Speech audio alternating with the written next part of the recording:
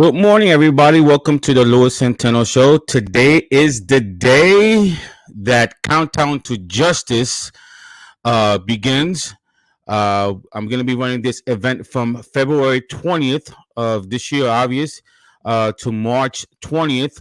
But we know that Zack Snyder's Justice League will premiere on HBO Max on March 18th.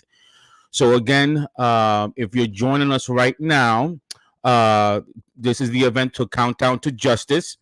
We're going to be running this event from today, February 20th, to March 20th. But obviously, the 17th is the night before of Countdown to Justice. March 18th is where Zack Snyder Justice League begins. So here is the schedule. Okay, so if you're wanting to stay on right now, from 11 to 1:30 p.m. We're going to have different guests talking about juvenile diabetes, type 1 diabetes, type 2 diabetes. We're going to be talking about insulin, the dual medical equipment, and educating people on the difference between type 1 and type 2. So this is going to be running from 11 to 1:30. And then from 1:30 to about 3:30 is where the Countdown to Justice event begins. So if you're interested staying on and watching the information of juvenile diabetes, then you could stay on. So today, February 20th, here's the schedule again, from 11 a.m. Eastern time to 1:30 p.m. Eastern time. We're going to have different guests on to talk about juvenile diabetes. Number one, we're going to have my daughter who's going to be on. We're going to have Dr. Rose Nieves who's going to join us, and she's going to discuss educating people on type 1 diabetes, type 2 diabetes. She's a pediatrician, so she deals with a lot of juveniles, and she's going to discuss what she see. We're going to have the Juvenile Diabetes Research Foundation. We're going to have John, who's an educator on diabetes. We're going to have Brooks. We're going to have Andrea. We're going to have all that starting now, and then at 1:30 today, right after the juvenile diabetes is on, at 1:30 p.m. is where the event starts. 1:30 p.m. is where the event starts. I'm going to have Fiona's going to have a special message to us, and then at 2 p.m. We're going to have managing editor for Fandango, Eric Davis, who's going to join us, and we're going to discuss a lot of topics. Obviously, Zack Snyder Justice League is going to be one. Yesterday's news with Sasha Calle being cast as Supergirl in the DCU. So we're going to discuss everything. We're going to discuss everything. So that being said, yesterday I had the privilege to speak with one of the educators. Her name is Chelsea. This is pre-recorded, and it's going to be about an hour. So what I want you to do is I'm going to play this so you guys can listen to yesterday's interview. And again, she was kind enough, to join us. We're going to be talking about her experience, obviously my experience, having a kid and having type 1 diabetes. A lot of great information. Guys, the link is on the bottom. I ask, please donate any amount that you can. This is for a great cause. All money raised will go towards 100% towards the Juvenile Diabetes Research Foundation. Everything, I don't keep nothing. Everything goes to them. Okay, and we're gonna discuss later why this is important. I do get in depth with Chelsea. She does tell us why the funds are needed to be raised. We're gonna go to different stuff. So again, guys, I'm so pumped up. I could not wait. So what I'm gonna do is I'm gonna play. I'm gonna put on the interview with Chelsea. That's gonna last about an hour. Then I'll be back live at 12 p.m. Eastern time. Okay. So here's yesterday's interview with Chelsea.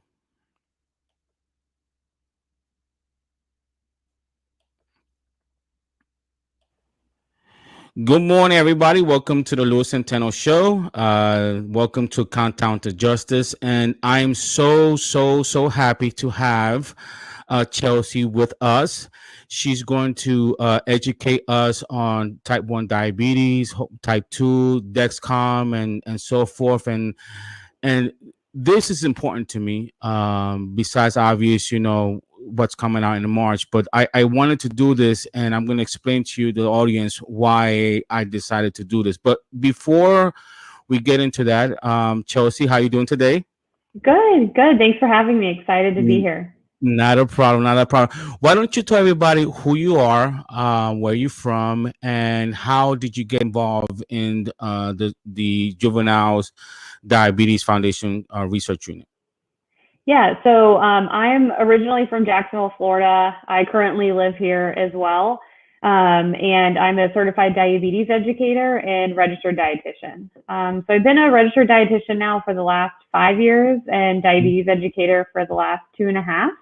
Okay. Um, my involvement with the research department is that I used to intern for them here in Jacksonville, Florida.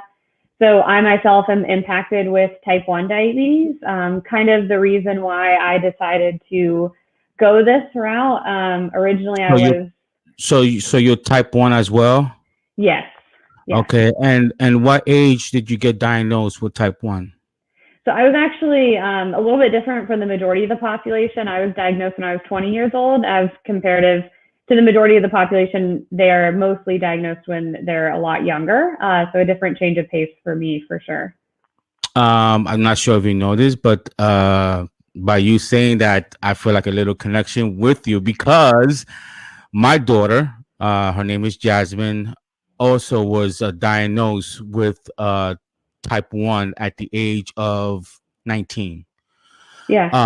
So to give a little bit people more, how unique that is, from what I understand, and again, I'm still learning about type 1, is that mostly people who get type 1 usually happens when they're very young. Am I correct? Yeah, so I believe the last I looked at, the average age is between like 5 to 8 years old is the average for type 1. But that's, the Juvenile Diabetes Research Foundation has that name, juvenile diabetes, because that's what it used to be called. So it used to be called juvenile diabetes. And then once they started discovering that more people that weren't adolescents, they weren't a younger age, were being diagnosed, they actually switched that diagnosis name to type 1 diabetes to reflect that. Because we've seen patients even, be diagnosed in their 40s, 50s. I've trained some patients that just got diagnosed in their 60s. It can all change, and it can impact anyone at any age. Okay. So how rare is it for a person to be diagnosed type 1 around your age or my daughter's age, between, 18 or 21, 22? How rare that is? So I wouldn't say it's as common. Like you've even probably experienced the most people that you find with type 1 are like, yeah, I was diagnosed when I was 3 or 10, Hmm. 12. So I wouldn't say it's as common, but I think it's becoming more common. Sometimes the issue in the adult population is that it gets mixed up with type 2 diabetes. So Yeah. being diagnosed as an adult can definitely be a little bit different because those physicians in the adult world aren't typically used to diagnosing adults with type 1, more Mhm. adults with type 2 diabetes. So it's a shift in paradigm for a lot of those physicians these days. And folks, just to give, just to put into context what Chelsea said, last year, when my daughter, when she went to the hospital, um, the ER doctor first diagnosed her with type 2. So when her primary care physician, when we told the primary care physician that, she got angry. She says she's not type 2. And I asked her, how do you know? She goes, your daughter only weighs 105 pounds. She's not type 2. She's type 1. So a lot of these diagnoses could sometimes could go overlooked or misdiagnosed. Um, what was Did you have early warning signs that you were type 1, or did you just go in for a random physical and a doctor catch it? What was the warning sign for you, as far as that you knew something was wrong? Yeah, I wish I could say a doctor caught it. Unfortunately, my primary care wasn't the most apt to diagnose or even register.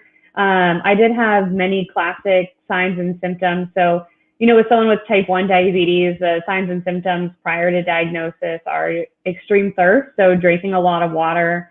I was probably drinking like 12 bottles of water every night, going to the bathroom all the time. But in reality, it's like, okay, I'm drinking a lot of water, so maybe I'm just going to the bathroom because I'm drinking a lot of water.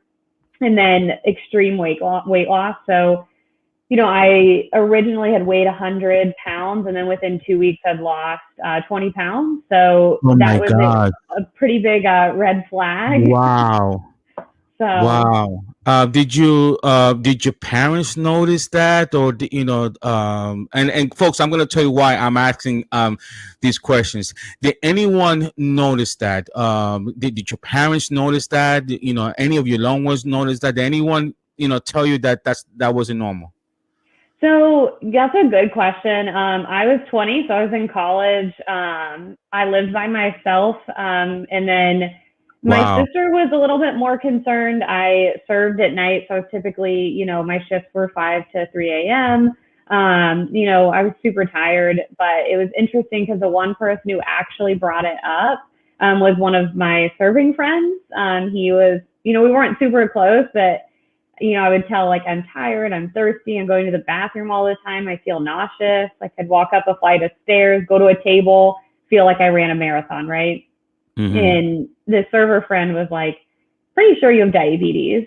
So this kid ultimately, right, we're 20, was able to diagnose me before my primary care. And I had went to my primary care 3 times in a week with these, signs and symptoms. So I think, just educating people, like if someone says these things, if they look different, if they're losing weight, that's not supposed to happen. They're thirsty, they're going, a simple blood sugar check, whether that's at their primary care or the hospital, can truly save a life. So being that person to say you might have this really can help anyone as far as those signs and symptoms, be able to know what's going on.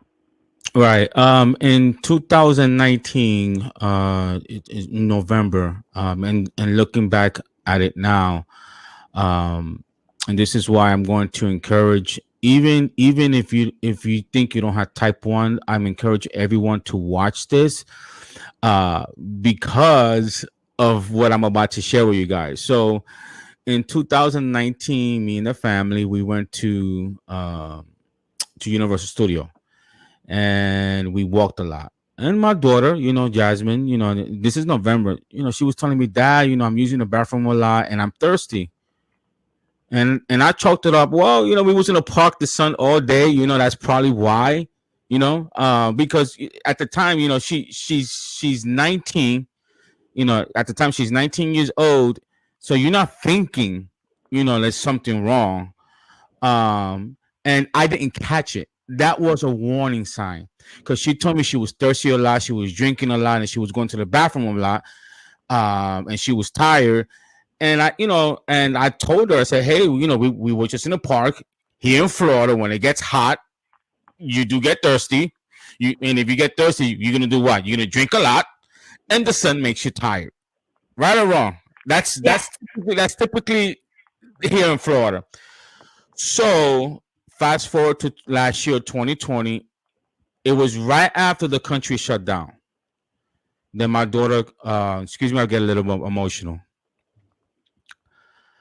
We were sitting down, and she looked at me and she said, Dad, I'm drinking water. I'm still drinking water, and I wake up, my mouth is dry, and I'm drinking, 12 bottles, 13 bottles, and I'm still thirsty. And then it dawned on me, and I asked this question because she said she's using the bathroom like 6, 7 times. And I asked her, what is the color of your urine? And she goes, it's dark. And I told her that's not normal, because the more you go to the restroom, the more your urine is supposed to get lighter. Her didn't change the color.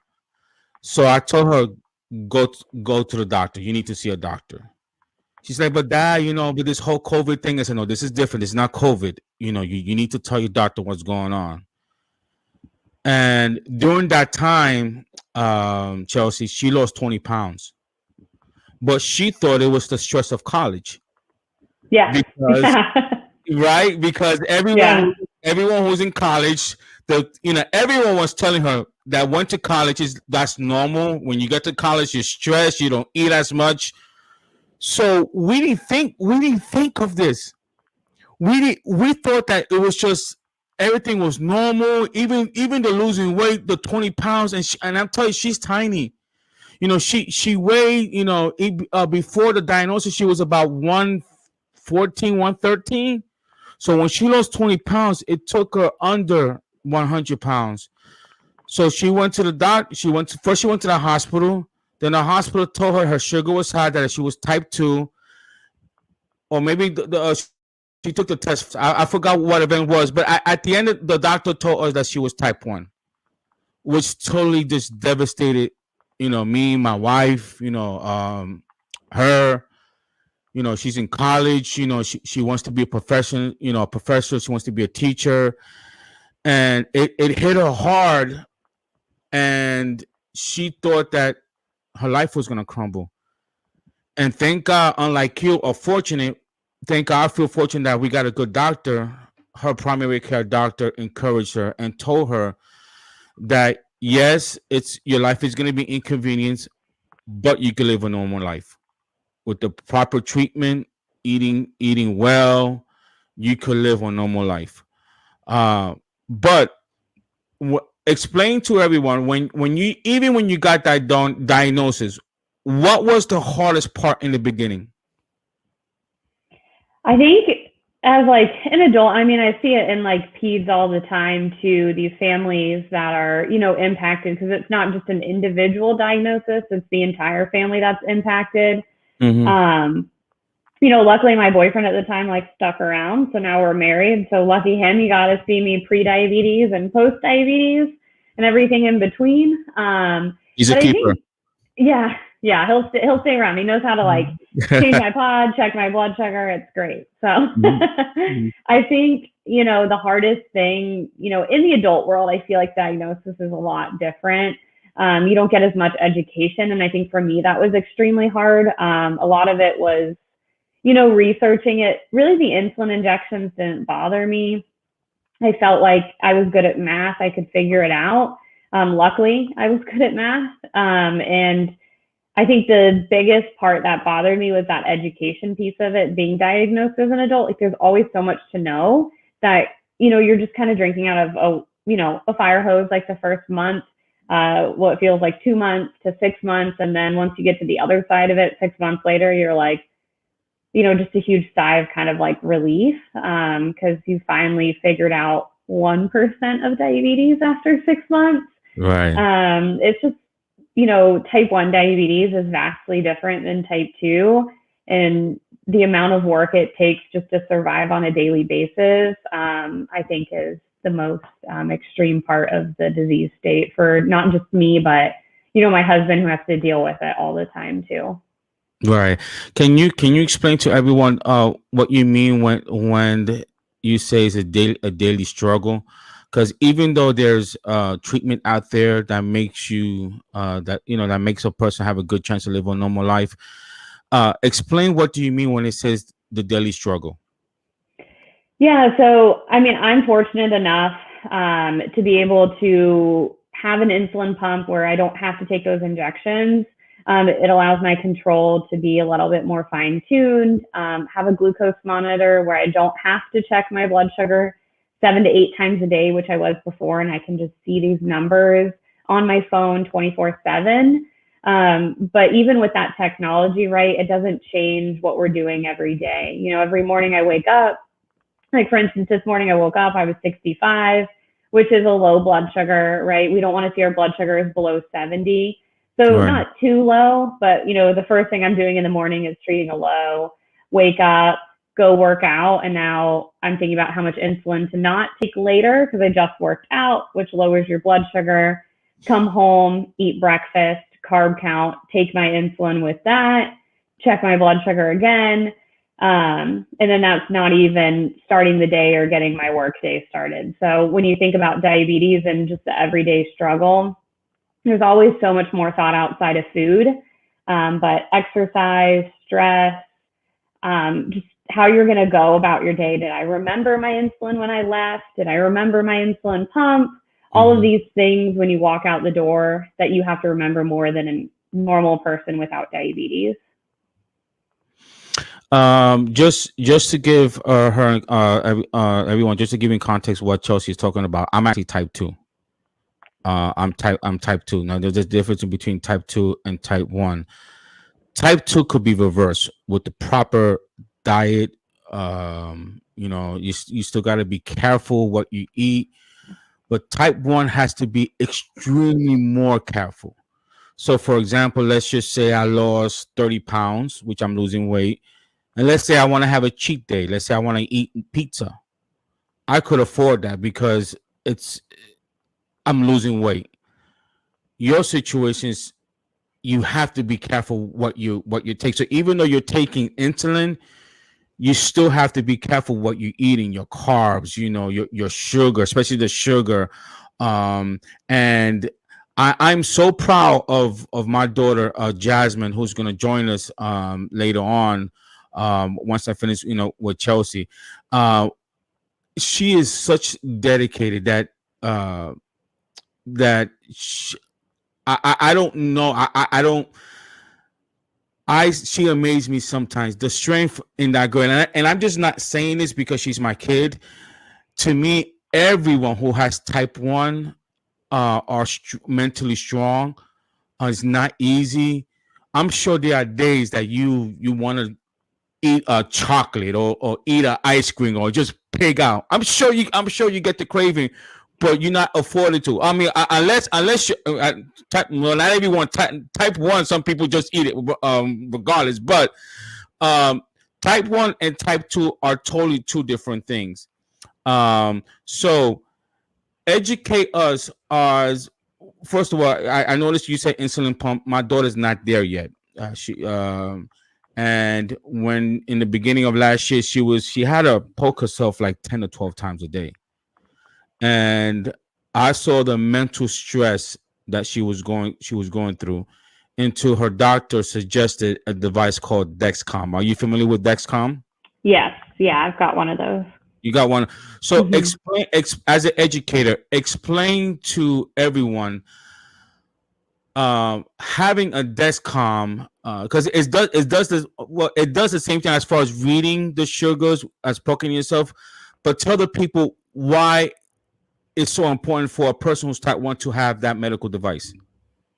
Yeah, so it's really interesting because definitely being in the diabetes space, and I work in med device too. So, seeing continuous glucose monitors is what we call a Dexcom, because there are others on the market, just come to fruition over the last few weeks and few years, becoming a point of care for these physicians, that it is something better than blood sugar checks. So ultimately, we talk about blood sugar checks at someone, pricking their fingers. Someone with type 1, like I said, before I started Dexcom, was doing it 7 to 8 times a day.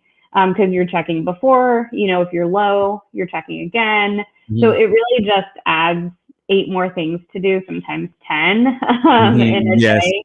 And Dexcom really takes that away, right? Because it's on your phone. So the difference kind of between a blood sugar check and Dexcom is that Dexcom is a small sensor that someone wears on their body. Sorry, my dogs too. I think my husband's getting home. It's okay. And it measures what we call your interstitial fluid. So the Dexcom takes that fluid and just reads what your blood sugar is. We call it a blood sugar, but it's just that interstitial fluid instead of the blood. And it's going to read what your sugar is, as well as it going up or is it going down?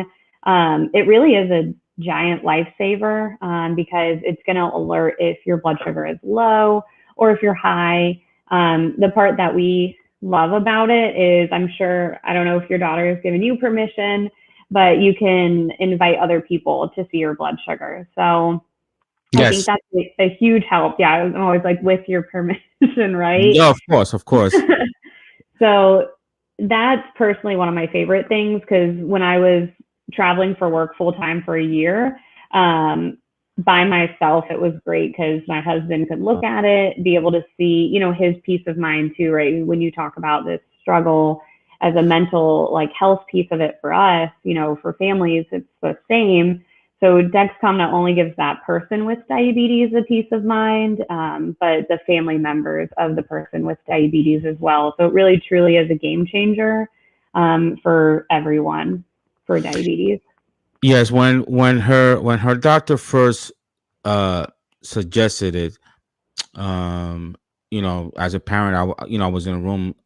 I asked the doctor, what is the difference between a Descom and a person poking himself? And he didn't want to answer this in front of my daughter, but he called me, later on. And and when he told me this, and then I saw my daughter get the device, what it really did, uh I besides the obvious is monitoring her sugar, is gave her that mental peace of mind that she didn't have. It's just one thing off her plate.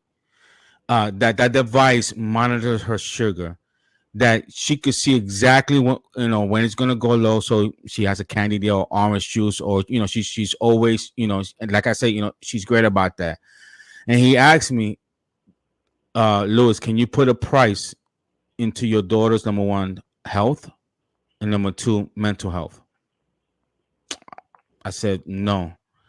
And when she got that, I saw how more she still was dealing with it, but it still was a shock to her, but she was a little bit more relaxed, as far as, like, being worried about, when it's gonna take, poke herself and all that stuff. Do I do it before meal, after meal? Because that's what she was doing. She was doing it before every meal, and Mhm. when she got thirsty, even at the night.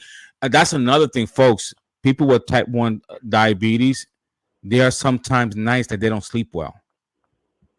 And I see that. I saw that in my daughter. So the Dexcom, uh not 100%, but it does give them a peace of mind.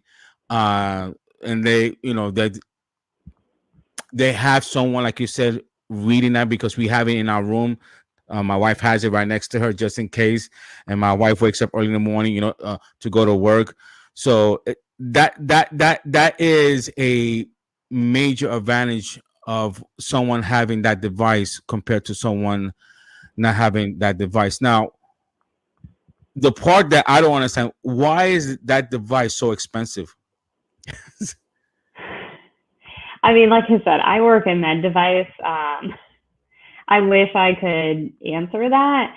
I think it's just, when you think about, and I know everyone's like big pharma, right? I think big pharma versus medical device is a little bit different. Right. You have to think about all the things that it takes to, produce these things, the people to put it out.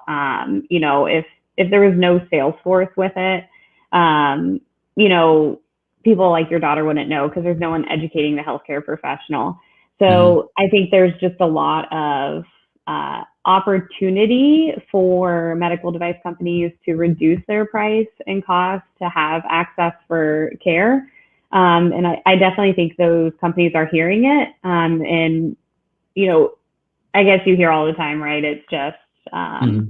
these companies want money, but at the end of the day, it's hard to figure out how to make these things cost effective for these patients and businesses Hmm. make money. So where's the fine line? So I think these companies are hearing it, and the more we can advocate for these lower costs, the easier it's going to be for everyone, for sure. Right. And this is where this foundation plays a big role. This is why these little event fundraising helps, because it puts the spotlight, number one, on the most important people, which is obvious, the people who are affected by diabetes, type 1 diabetes. But it also puts a spotlight on the insulin company, on these dual medical equipment company, that I get it. Listen, uh, everyone, unfortunately, there are a lot of people that want to make money. and it's okay. But there has to be a way that we could get this. I mean, because the rich people who has money, it's not it's gonna be okay. I know Ray Allen, son. You know Ray Allen, the basketball player. His son is type one. He's rich. They don't have to worry Yeah. about it. It's mostly the middle class and poor people that's struggling to have that. I just had a friend who was type one last Friday who passed away, and he was type one. And I believe that if he would have had this medical device, it probably could have saved his life. And um, and he could not, from what I understand, they don't have good health insurance or they could not afford it. So, what does this foundation, besides doing the research, what do you guys do that helps people with type 1 diabetes? Yeah, so JDRF, the Juvenile Diabetes Research Foundation, definitely when I got diagnosed, I kind of like looked online, right? 'Cause I didn't know anyone with diabetes. I was Mhm. trying to figure out where I could be in a community that understood exactly what was going on. So when I first started, I started volunteering with events. So I think one of the things I love the most about JDRF is that they host these different events for people with diabetes as well as their families to just come together and be able to understand what everyone's going through, but living a normal life, right? Like I think the first event I went to was a picnic at the park, and then volunteering with bowling, family bowling, the walks that they have, and just being able to utilize this money that they're raising to really write Mhm. these technologies are great, right? Like a Right. glucose monitor is great, an insulin pump is great, but at the end of the day, not having diabetes is better. Correct. So what JDRF is doing is really funding a cure, right? In the meantime, they're raising money to help different research grants to be able to find things that makes life easier with diabetes, like a glucose monitor, like an insulin pump. Those two talking together to be able to manage the blood sugars better for those patients with less hands-on responsibility. But their bigger picture really is to turn type 1 into type none and be able to find this cure for patients and people that they just don't have to worry about it anymore. And I think that that's definitely their end goal with these fundraising is to find that end goal that everyone wants, which is to not have diabetes. Right. Correct. Um, Now, my daughter is not there yet. Her doctor told her that eventually she is going to need an insulin pump. Um, he just can't predict it when. He said it could happen tomorrow. It could happen 2 weeks, 6 months, 1 year, 10 years, or maybe never. They just don't know, and they can predict it. Does the Juveniles Diabetes Research Foundation, or when they do their research, do they research as far as obvious besides finding a cure, but they also do they do research how it started? I mean, because my family and my wife family, none of us has type one. Well, actually, no, let me take that back. My uncle has type one, but I believe maybe it was due to weight. I'm not sure. He's the only one that has it. Nobody else has type one. Do we know how type one is I guess developed? Yeah, I guess that's still like a pretty big question on how, right? Because same boat as you, no one in my family has it. And it can, but then you meet families where three siblings have it, right? Three kids have it, dad has it, and a child has it, or no one has it. So I think there's a lot of different factors. It can be hereditary. Interesting enough, it can be environmental. Like we see in different countries, the diagnosis rate is a lot higher versus some other countries. And then it can also just be what I call bad luck, right? It's just bad luck. So I think there's these different three things. And what JDRF does is one of my favorite like research projects that I know that they're working on is what we call islet cell transplant. So what the islet cells do is they create insulin for that pancreas to produce, which is what type 1s don't have. They don't have these islet beta cells to produce their insulin. So one of their big grants is going ahead and helping that research to what it would be like to give people with type 1 diabetes, how do you implant almost these Mhm. islet beta cells and see if that body will continue to produce insulin, which is ultimately, right, finding a cure because you don't have to check your blood sugars. You don't have to have Right. injections, wear a pump. It's getting you one step closer to finding a better fix than technology. Right. Have you ever, even with the insulin pump, even with the Dexcom or medical device that you use, um, have you ever reached a point that your sugar still went high? 200, because it actually happened to Jasmine. I think it was last week. Uh, and folks, this is the life of a type one. This is her being careful. She's very. I'm telling you, when she's careful, she's very careful. I mean, she has everything measured by a cup, what she could eat, and I think she went to, um, I forgot what joint she went to, but her sugar won't just skyrocket over 270.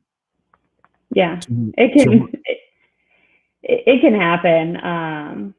Ultimately, we're trying to figure out what our pancreas would do, right? We're truly Mhm. thinking like a pancreas, which is a good book, by the way, if you haven't ever read that.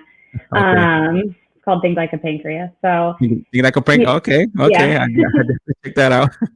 So, there's mistakes, there's human error, which, can either be really good or really bad, right? If I count too many carbs and give too much insulin can lead to an extreme low blood sugar. And what your daughter experienced the other day is maybe I didn't count enough carbs, I didn't give myself enough insulin, and now my blood sugar is high. So I think it's, these things like glucose monitors, insulin pumps, even injections are just a tool in our toolbox. It's not going to be a cure. We're not going to be able to do things 100% like our pancreas would. So definitely probably have a high blood sugar once a day, if not some really bad days where you're just high all the time. And that is just, the highs and the lows that you take with diabetes. Right. And I, me and the mom got worried, and and she was, when they got to the I think the Dexcom told her that it was high, and she was starting to get dizzy, and little, like her eyes was getting a little blurry, so she took the fast acting insulin, and she started to feel better within 10 to 15 minutes. But me and the mom, we were worried, and she looked at it. He says, "Dad, don't worry. I rather have my glucose to be my sugar to be a little high than to be low, because low is worse." Mm-hmm. But this is with her even eating healthy, that the sugar just could skyrocket. And it's, so this is, so when the foundation, because I have the link in the description in the bottom for anyone that wants to donate, but it gives you where type 1, how it comes about. uh Type 1, even if you eat healthy, you still could have an episode. So it's not even with all the proper treatment, um it's still hard. And so how do we um get the results that we want besides donating? I mean, what can we do as a society? What can we do to bring more awareness? Because in my situation, I sometimes kick myself, like, wow, maybe I didn't catch it on time. What should people do besides, obviously we want you to donate, but what do you recommend as far as educating and doing more? Yeah, so I think just being involved, being educated, just sharing. We rely so much on social media, and I think just sharing a simple thing, hey, this is what type 1 is, these are what the signs and symptoms, because at the end of the day, you could be overhearing something. You could have a friend that has these signs and symptoms, and you're the person to say, hey, one time I actually saw this on, Instagram or Facebook or this podcast, and you actually might want to check to see if you have diabetes. And ultimately, your very simple sentence can save a life, and offer, that for other people to be able to understand in a very minimal capacity what that person is going through can help that support. I don't think there's necessarily like, say, donating is great, but if you can't donate, how can you help? And I think just continuing to spread awareness through social media Yes. platforms to family, being involved with the community is easy. Well, a little bit harder now with COVID and JDRF not Right. having events. So really these virtual things are what's holding JDRF alive right now. And the more we can be here in a virtual platform for them, we're here for many people with diabetes as well. Can you also educate people as far as how stressful also and the impact it could have on loved ones as well? Obvious, what you and Jasmine, you guys the one are the one that personally going to it, but no one talks about the stress that like the parent, in your situation, your husband. Um, I can imagine that he probably, like, if he gets a craving, like he's had to think about, man, I can't eat this in front of her because so what. I mean, I think that's the way with me, because sometimes, when I want to eat like a little, and my daughter, she gets on me, I said, you need to lose weight, you need to lose weight, you need to lose weight. And I started taking my diet a little bit more seriously last week. But I told her, listen, let me do my way, because if I do her diet, I won't fail, right in my face. So the way I do it is that if I have, like, say, bread in the morning, if I have carbs in the morning, then I wouldn't have as much carbs for dinner. And if I have, like, let's say, omelet with no carbs, then I probably could cheat a little bit on the rice. But with type 1, it's different. So explain to everyone how do people who has family members that had type 1, what can they do to give you guys, the people who have type 1, support? Yeah, I think that's a great question. And, with your daughter being newly diagnosed too, I think you're kind of, learning the ways. And I guess almost next year will be 10 years in for me, kind of looking at 10 years? 10 years. Yeah, I think it You will still be. look 22. Yeah. So I know it's almost a whole decade with it. Wow. It goes by Wow. fast. Uh-huh. But you learn a lot along the ways. And I think that's what we initially learned as an adult being diagnosed, is that you can't have this. And just as a dietitian, I kind of always, kind of phrase this can and can't, right? Like those words don't exist in anyone's Right. vocabulary, whether you have diabetes or not. Right. We kind of just live in this 80-20 rule, right? So 80% healthy, 20% whatever I want, because I need my sanity too. And Okay. that goes with diabetes or not diabetes, right? As long as I'm taking my insulin correctly for those carbs, I'm going to choose to eat whatever I want. But I also live a kind of healthier life, or, try to. And I love my ice cream. I have like mini ice cream cones that I love to eat, or ice cream sandwiches. You eat So pizza? I eat pizza. Yeah. Really? You hear that, Jasmine? She still eats pizza. It just takes a while to kind of figure out how to manage your diabetes and how to Okay. include pizza, how to include ice cream, how to include these things in what we would consider a normal person's diet that doesn't have to worry about the complexity as much as someone with diabetes. Right. So I think that support question kind of leads back to almost just staying in your own lane, right? Like when you go out to these events and people are like, you can't have that, you can't do this. I think the questions just need to be rephrased and just say, if I'm eating ice cream, I'm eating ice cream. It's my body, my choice, my diabetes, my end result. So I think that support end is kind of understanding why that person is doing what they're doing and how they can do it, and Right. just supporting what they feel like is what you said, that mental health piece, right? If I feel like I can't have the diet I want, that mental health piece is just, a huge piece of it. So Right. being able to incorporate that normal lifestyle, diet, routine, and getting that support from people to be able to understand a little bit more about type 1 diabetes and that difference between type 1 and type 2, which is what so many people are used to. Is, I know someone with type 2 diabetes, this is what they do. and just that vast difference between someone with type 1 and it not being comparable in any, sort of way to type 2 because it's ultimately two different disease states. Correct. Yes, and for what I understand, type two could be reversed as far as type one. It's There's no cure as of today, and I say that Exactly. positively. As of today, we strive, to finally find a cure. But as of today, there's no cure for type one. As for type two, we have a chance to reverse it. Mhm. So Exactly. now I have an interesting question. I'm not sure if anybody asked you, what would the Chelsea of today tell the Chelsea of 10 years ago when she first got diabetes?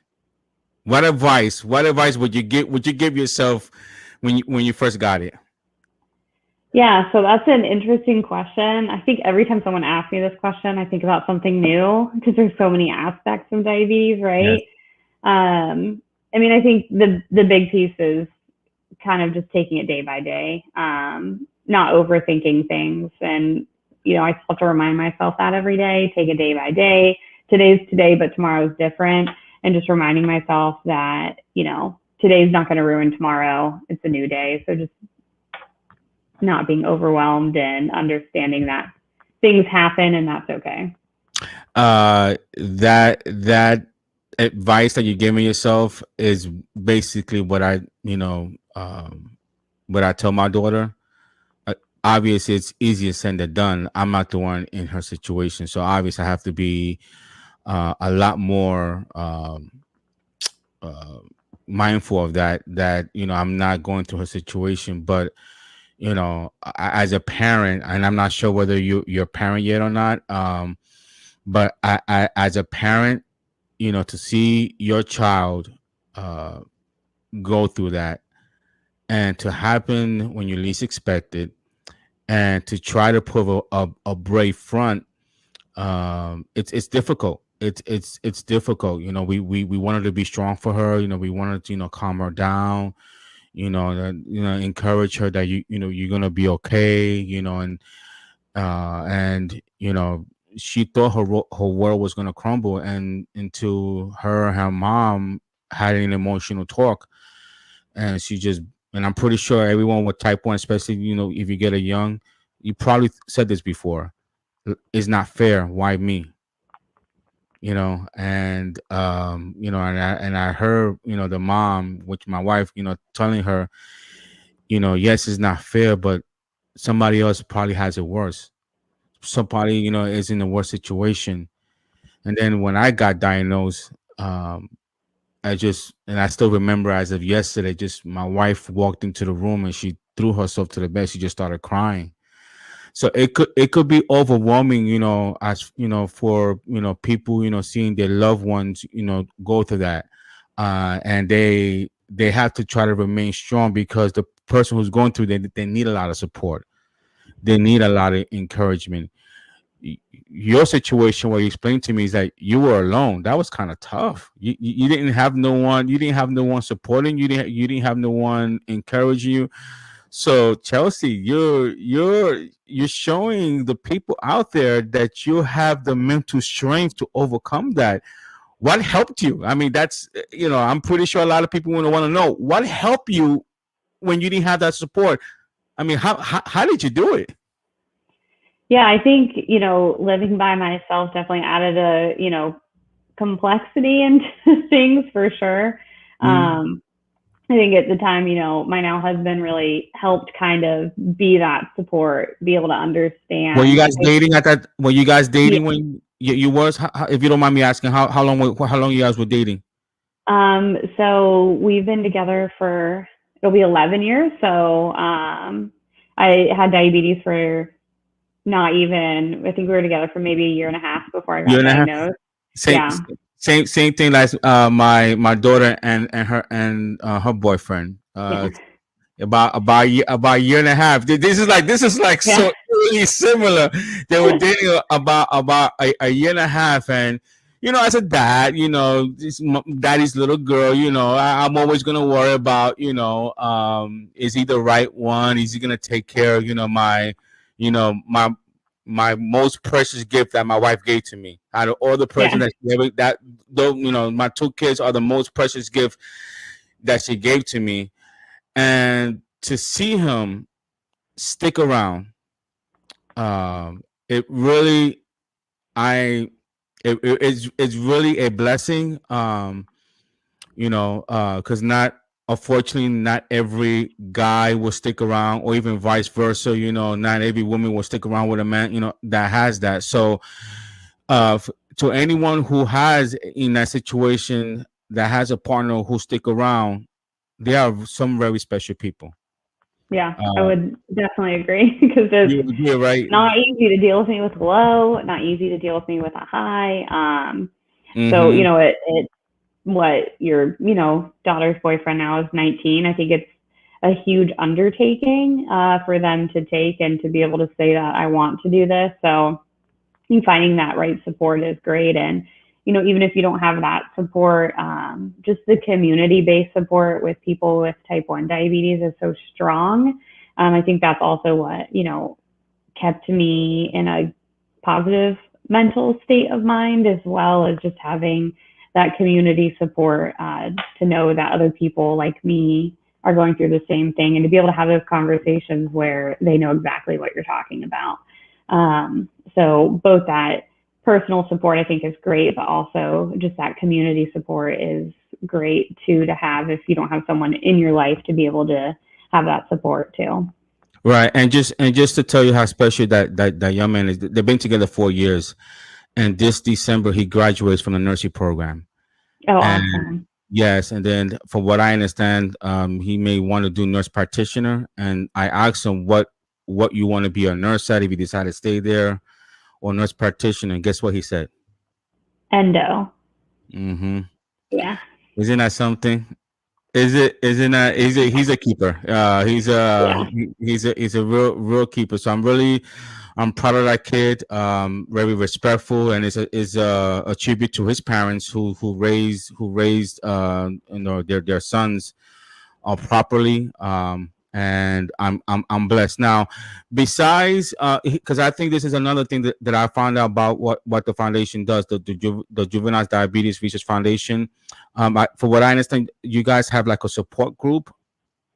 Yeah, so I think it's different for like every city. But even in COVID too, like here in Jacksonville, Mhm. they held like a newly diagnosed, or not newly diagnosed. It was kind of just open to whoever through like a Zoom platform for us to kind of connect, talk, be able to just figure out like how are you doing, and just have that candid conversation.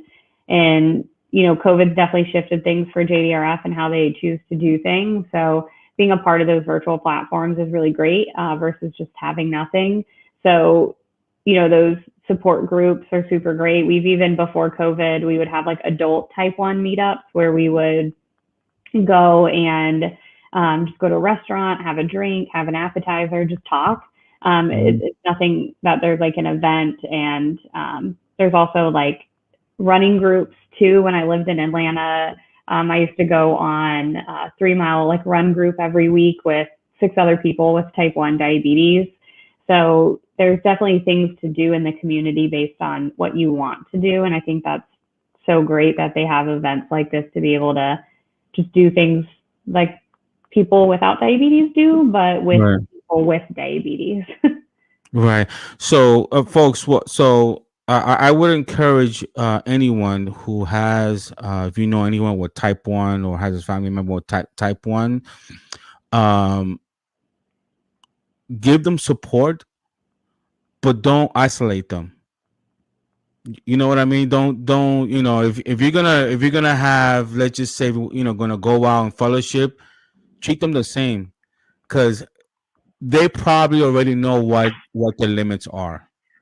You know what I mean? So, if you guys, and I'm starting, to find this out. Again, I'm still learning. With my daughter condition, I'm still learning, but I'm still, learning now to not treat her differently. Just treat her the way I was when before she had it. What do I mean by that? Oh, Jasmine, I'm having a pizza day. You want pizza? Just just be herself, because at the end of the day, she's going to know her limits. And I tell you, she's still dedicated because her doctor told her that no pasta, no pasta, no pasta, no pasta. And so I'm gonna kind of tease her. I say, listen, Chelsea, but why do you think doctors say no pasta? I mean, how does pizza and pasta influence the sugar? That's the part I don't get. So it's definitely like higher carb foods, right? So carbs raise our blood sugar. When we have more carbs, it raises our blood sugars more. I think when you talk about like a newly diagnosed person with diabetes, you're kind of just figuring it all out. And to add the complexity of a crazy diet kind of adds a few more wrenches into the mix. So the more you get more comfortable with your diabetes, I kind of take that don't and can'ts out and kind of figure out how I can do that in a way that I'm still going to be able to manage myself. But at the end of the day, if I decide to do something and the end result with my diabetes, I have a high blood sugar doesn't turn out, the blood sugar is going to come down, right? I'm just going to give some insulin, it's going to come down, and it's just a 3-hour issue. So I think that's where it goes back to just taking things day by day. At the end of the day, like I think those providers, when we talk about like healthcare professionals and saying don'ts and can'ts, they have a paradigm shift as well where the majority in the adult population, they see type 2s all day. So they're so used to saying this that sometimes I think it gets lost in translation when that type 1 walks through the door and sits in their exam room, that they're saying it to 90% of their patients, and that very small population that is type 1 is that 10%. And Mhm. being able to say, they're saying it all day, right? So how does that shift for the healthcare professional, and how can they integrate a little bit more flexibility for those type 1s and being able to offer them that kind of education on that end? Okay, guys, we have about less than 10 minutes, so we're gonna wind this down. And I thank Chelsea for her time. Chelsea, please explain to the public, why should they invest in Juvenile Diabetes Research Foundation? Now, I like saying that. Obviously, the name's changed, but the reason I say that is because it's my kid, and I look at her as a Javino. But anyway, for the type 1 for the type 1 diabetes, why should they give to your foundation? Yeah, so I think, the Juvenile Research Foundation just does such a great job at being able to put money into finding that cure. And at the end, that's our goal, right? Turning that type 1 into type none, making things easier. Like whether you as a person know someone with diabetes, you don't know how it impacts them every day. So I think just being able to donate to a research foundation that's been along for so long, that does so much good for the community itself. And just to be able to put your money towards something that is truly going to make an impact, whether that's finding a cure later on or just funding these community events that are keeping everyone with diabetes in a healthy mental state too. So my personal favorite is JDRF. I love them. I try to, go to whatever I can, and just being able to donate to a cause where the vast majority of people have diabetes, and to be able to say, like, I'm impacting this disease state that doesn't have a cure, that requires that person to think about their diagnosis hundreds of times a day, Hmm. really just allows that opportunity that really every dollar stretches so far with JDRF, and whatever, you guys can donate really impacts people like me, people like Jasmine, just 5-year-old kids that want to be a kid and they are looking for that cure down the road. Right. Now locally, I believe March 3rd, you guys have a walkathon, right? Where are you guys at? Because I think I'm I'm in Wesley Chapel. I'm in Tampa. On yeah.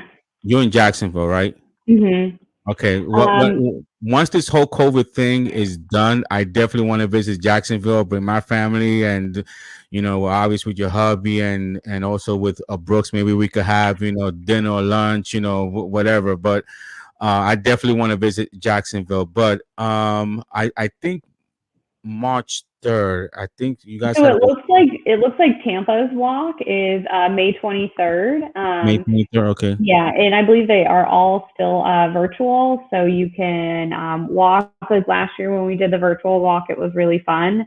Me and my husband actually ran a 5K in our neighborhood, wore our diabetes shirts, had other people run, and that's when everything was like totally shut down. So if you guys feel comfortable running with other people, I think it's a great opportunity to kind of build that awareness and have Right. people ask why you're running and what you're doing, and goes back to that social media thing, right? Posting on social media. I'm walking, I'm running today. You can do whatever form of activity. So May 23rd is the Tampa walk for JDRF, and that is virtual. So wherever you are, you're able to join that. Yes. So, folks, if you're in the Tampa area on May 23rd, let's do this. But I think Jacksonville. I think you guys is March 3rd. I believe it's March 3rd in Jacksonville. I'm trying to Um, remember all the dates in my head. and I'm almost positive it's March 3rd because I think Brooks Let told me me. see. So yeah, so you guys, but they need to register though, right? Yes. Is that And they they? can just go to JDRF and register. If y'all have a walk team, they can join that, and they can do it anywhere. If they're, I've had family members from different states join my team because that virtual walk really allows them to walk on the same team. Mm, No matter where you are, you're able to do that virtual walk. right. So guys, so I want to encourage you to please, all donation made on this event 100% is going to the foundation. I don't keep not a penny of it. 100%. And the reason I'm doing this and the reason I wanted to bring people to the event is unfortunate. We do have people out there with bad intentions. They say they want donation and it's not really the cause. They keep it, to themselves. It was important for me to bring those you guys on to give it to put to give it legitimacy on the foundation on the event. Also there's a lot of juveniles that like Justice League, so you guys stay tuned. We're gonna have that event. I have a great show for you guys. I'm trying to get Zack Snyder and I'm trying to get Jason Momoa. I'm doing everything humanly possible, but please, I ask that you donate. Any amount will help. It you if you feel embarrassed, $1. If let's just say here in Florida, I think we have about 20 million people in Florida. If everyone just donated $1, that's $20 million. If someone donated $5, any donation is going to help. So don't be ashamed what you could give. I'm pretty sure, JDRF will appreciate any amount because not one person could do it alone. Uh, it's going to take everyone donating, bringing awareness to beat this disease. And I'm a person of faith. So I'm speaking by faith that I know one day that we are going to have a cure and that Chelsea and Jasmine and those who are type 1 it's going to turn into what Type none. none. Type none. So Chelsea, thank you so much for really joining me. I really enjoy the time with you. Brooks and Andrea was right about you that you do know your stuff, and I really appreciate you, and hopefully, and I like I told Brooks and Andrea in our private meeting, this is not a one and done deal for me. I plan to be here. I plan to keep on doing this event any way that I can. I'm gonna be there for you guys.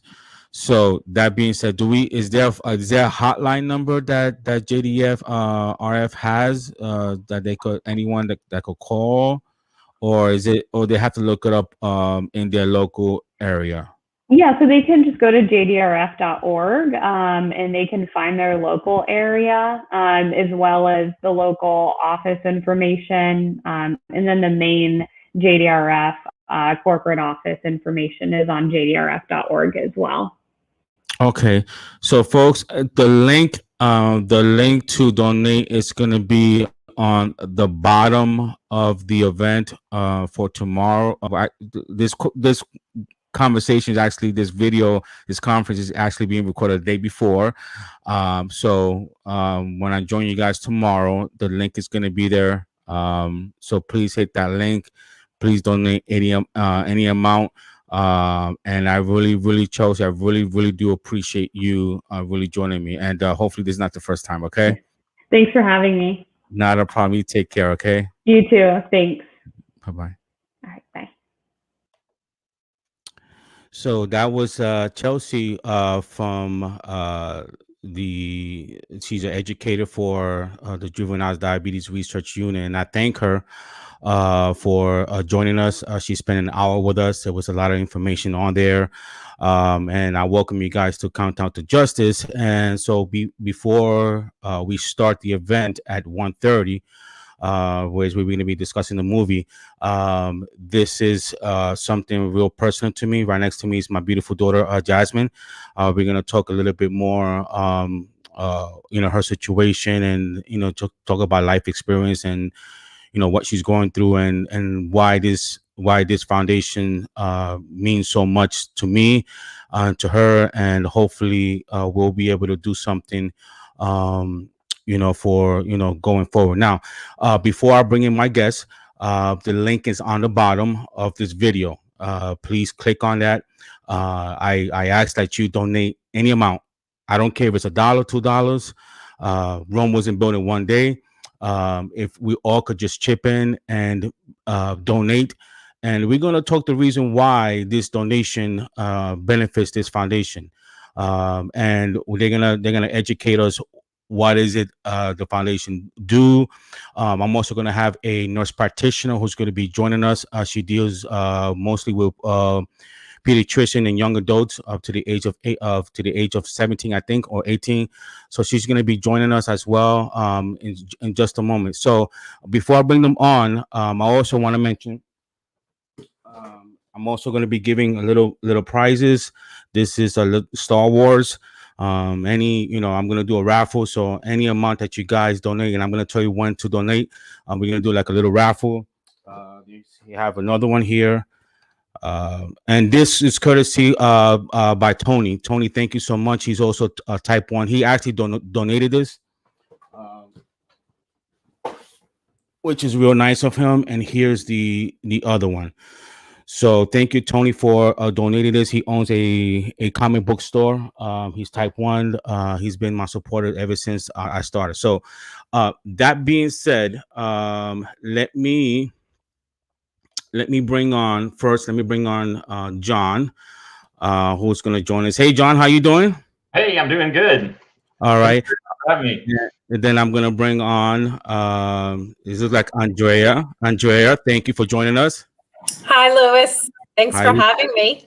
Okay, and then also I'm going to bring on she's actually a personal friend of ours. She's Jasmine, youth pastor, but she's also a nurse practitioner. I thank Rose for joining us. Rose, thank you so much for joining the Louis Centeno Show. It's the first time. First time. Hey, hey, Jasmine. All right, thank you, and everybody. Again, this is my daughter Jasmine. So, I'm going to start with John first. John, tell us who you are and how this foundation, how you came about knowing this foundation. Absolutely. So my name is John Lemon. I work for a nonprofit in Tampa. I think that's where you're coming from. Is that right, Louis? Yes. So, right near you. And we're called the Jade Center for Health Research. And for about the last 28 years, we've been doing research trials on different conditions, but about half our efforts are toward type 1 diabetes. So I've been working there for about the last 15 years. And I'm an engineer by training, and I don't really have any direct connections to type 1. And so it is for certain that a lot of other folks that probably watch this and are on this probably know more about diabetes and have experienced it more. But I've been researching it for about the last 15 years. And that's So I've also been a member of the Tampa JDRF board for about the last 6 to 8 years. And I know a fair amount about the research, and I'm kind of here to provide a little, perspective on kind of what the disease is and what JDRF's doing and what we're actually doing here in Tampa to try to come up with cures and treatments for type 1. Okay. And Andrea, why don't you tell everyone your name and who you are and how what this foundation means to you? Sure. My name is Andrea Helm, and I'm one of the development managers for the JDRF Northern Florida chapter. And our chapter actually encompasses Sarasota, Manatee area over to Orlando, and then up through Jacksonville and over to Tallahassee. So, since COVID, we've had many changes, some staff cuts, some just to, keep our research going. So that's why the chapter is so big. But I'm actually in the Sarasota area and, just handle the whole area.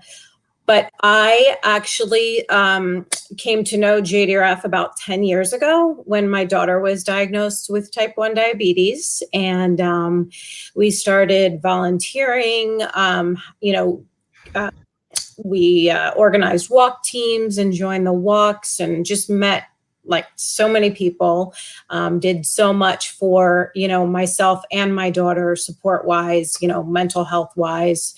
Some of my daughter's best friends she met through JDRF. So she's still friends with them now. Other, friends that have type 1 diabetes.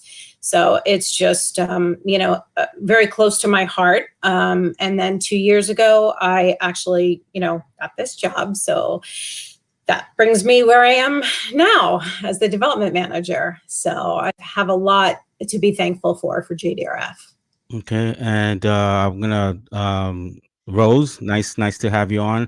Why don't you tell everyone who you are and your background and your experience dealing with young kids or young adults that has type 1? Thank you. So we see it from the different side. We see it on the initial clinical presentation. So as Fandango said, my name is Rose Nieves. I'm a nurse practitioner. I've been working pediatrics for over 20 years.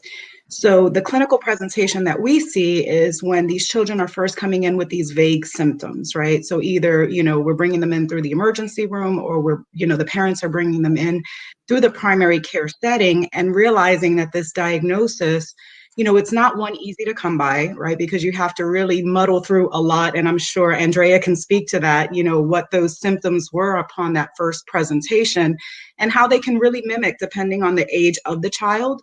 So the younger the child, it's not a very clear, hey, this is type 1, because really no one's thinking type 1. When you think diabetes for most lay people out there, most parents, the community, they're thinking you're going to get this adult presentation. They have to be older. They have to be overweight. They have to be that person that's just picking and eating all of these bad foods. When we know with type 1, that's not the case. So when they're coming in, a lot of times they're coming in, they're just feeling tired. They're just not giving you that clinical presentation that you would expect.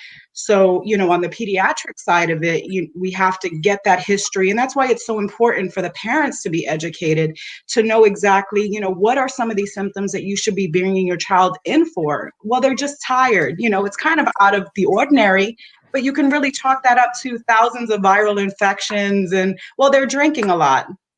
Well, okay, what kid doesn't like juice? So you kind of, okay, it's not a big deal. But when you start looking at that whole clinical picture and realizing that when you do get to this diagnosis, this is life altering. This just doesn't impact the child. This impacts the family. This impacts the extended family, the community, because everyone really has to support this child. And remember, we're not just seeing it within one age group, right? You're seeing these peaks that come up. And in Jasmine's situation, you're ending up with an older child, an early adult, and her presentation was going to be a lot different. And the education you provide at that level, as opposed to working with a 5-year-old, right? And now you're dealing with teachers and schools and, how do we teach insulin to a young child, or what signs to look for? So, it's a great area to provide education. So I definitely thank you, Lewis, for doing this, because it's something that really doesn't come to the forefront for most people. So like even when Jazz was diagnosed, that, you know, it was, okay, now we've got to regroup, because it's not something we talk about all the time or something that we think about all the time. So Right. that's kind of my perspective on it, and looking at it from the primary care perspective, and then in providing education. On the other side, I'm over some programs, nurse practitioner programs, and making sure that, you know, our nurses, our nurse practitioners are coming out with that education and knowing, hey, that's a differential you can't put to the side when you're dealing, you know, with young adults. Right. John, explain to people what is the difference between type 1 and type 2, and I'm gonna tell everyone why I asked that, because it's actually an experience that we just went through with Jasmine last year. So if you can explain to everyone the difference between type 1 and type 2. I think you're unmuted. You have to unmute yourself. Thank you. Okay. Yes, I can do this. I've got a couple of slides too. I could show. I don't have to. We can just kind of talk through this, but whatever you prefer. No, whatever's easier for you. It really doesn't matter. Okay. Well, I mean, I think that question, Rose, is probably going to be a lot better position to kind of talk about it, but I can definitely touch on it. I mean, type 2 is the version of diabetes that is a lot more prevalent, right? And I think if you look around and you see ads on TV and you kind of you hear, you might hear something from the American Diabetes Association. It's something it's a disease that generally strikes older people. And it's the distinctions here are that when you've got type 2, your pancreas is still producing insulin, which is part of what it's supposed to do to keep you healthy, but it's no longer producing enough, or maybe it is producing enough as much as it used to, but for some reason your body is no longer able to use it as effectively as it used to. And the reason you need insulin is because if you don't have it, then the sugar that you eat with your food and what you drink is not actually broken down properly and processed for energy, and you end up actually just passing, you know, much of the sugar that you eat out of your body, and you know, you can imagine kind of what that does. There's many complications that are involved here with type 2. Treatment for type 2 typically includes diet and exercise, self-monitoring to kind of, you know, keep tabs on where you are, and sometimes you progress and have to start using typically oral drugs, or sometimes you have to start using insulin. Type 1, which we're focusing on today, is much less prevalent. We're talking about, you know, hundreds of thousands of individuals rather than, you know, many millions of individuals in the U.S. But it's much different in the sense that your body very quickly gets to the point where you're not making insulin at all. The cells it's an autoimmune type disease. The cells in your pancreas that typically make insulin are attacked, and pretty quickly they just stop. They just die, and you no longer are making insulin. And you know, back in 1920, before therapies were invented, if this happened, if you got type 1 and stopped making insulin, there was nothing that really could be done about that. It was, you know, you were going to die. So basically, if you have type 1, since you're not making any insulin, it is absolutely necessary to live that you get insulin artificially delivered in some way. And people either use daily injections using, you know, syringe, or a lot of people are using an insulin pump that is essentially trickling in insulin at all times, and you can also use it around meal times. And the key is to basically match up the insulin with when you know you're going to be having more sugar, more food, you basically give yourself more insulin, and you try to keep yourself in a normal blood sugar level. Dr. Rose, is there anything you want to add to that? I think John covered it very well. The distinction, you know, one's more of an autoimmune, you just don't have it, your body's fighting it off, as opposed to when you're dealing with type 2, more of your adult onset, you know, there's a lot more contributing factors, such as what he mentioned, obesity, dietary intake, you know, and both of them have a family history component to it. But Okay. John did a great job. Thank you. Andrea, please tell us about your story. You know, your daughter, and what age did she get you know, type 1, and tell us a little bit more about that. I think you're on mute too. There we go. So she was 11 when she was diagnosed, and prior to being diagnosed, she had, the symptoms that you were talking about. She was losing weight. She was drinking just a ton of water, going to the bathroom a lot. And I had, previously done some research on diabetes. So I asked my husband, I'm like, do you think she has diabetes? And he's like, no way. We eat so healthy and there is no way. And I'm like, okay, This, and this is the part that Rosie about Rose, Dr. Rose was talking about. The education part, the parents right. being educated, because at the beginning you missed that. So, it went on. I don't even really know how long it went on. It probably was a little bit longer than I even realized. But, finally she called me one day. She was at school and she's like, Mom, I'm just not feeling good. I'm not feeling good at all. My stomach hurts. Oh, that was another symptom. She had a lot of stomach aches. She was always feeling like kind of nauseous and just, and I'm like, I was worried because I think my instinct as a mom, I was like, something's wrong. I don't know what it is. We had just had a well visit check, the yearly exam, probably a few months before, and everything came back fine. So anyway, so I said, all right, let's go to the doctor. We've got to get to the bottom of what's going on. So I went to the doctor's office and, told him.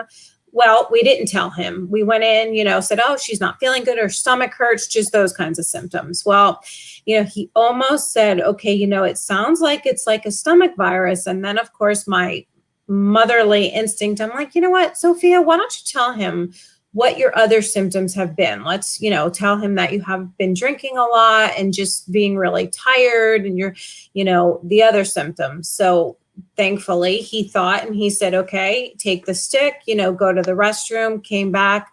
She had ketones. He checked her sugar. She was, I believe she was 5. I don't even remember what number, but 522 or something like that. Wow.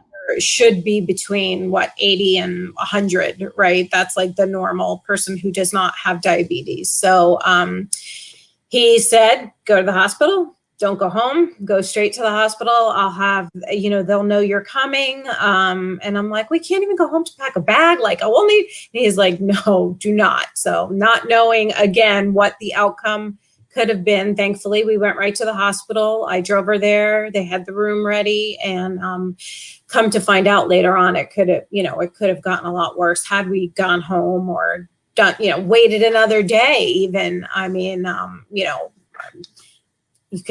she could have been in a coma, which, we've heard kids, it's happened to them. So, yep, we went to the hospital, and sure enough, our world changed that day. All right.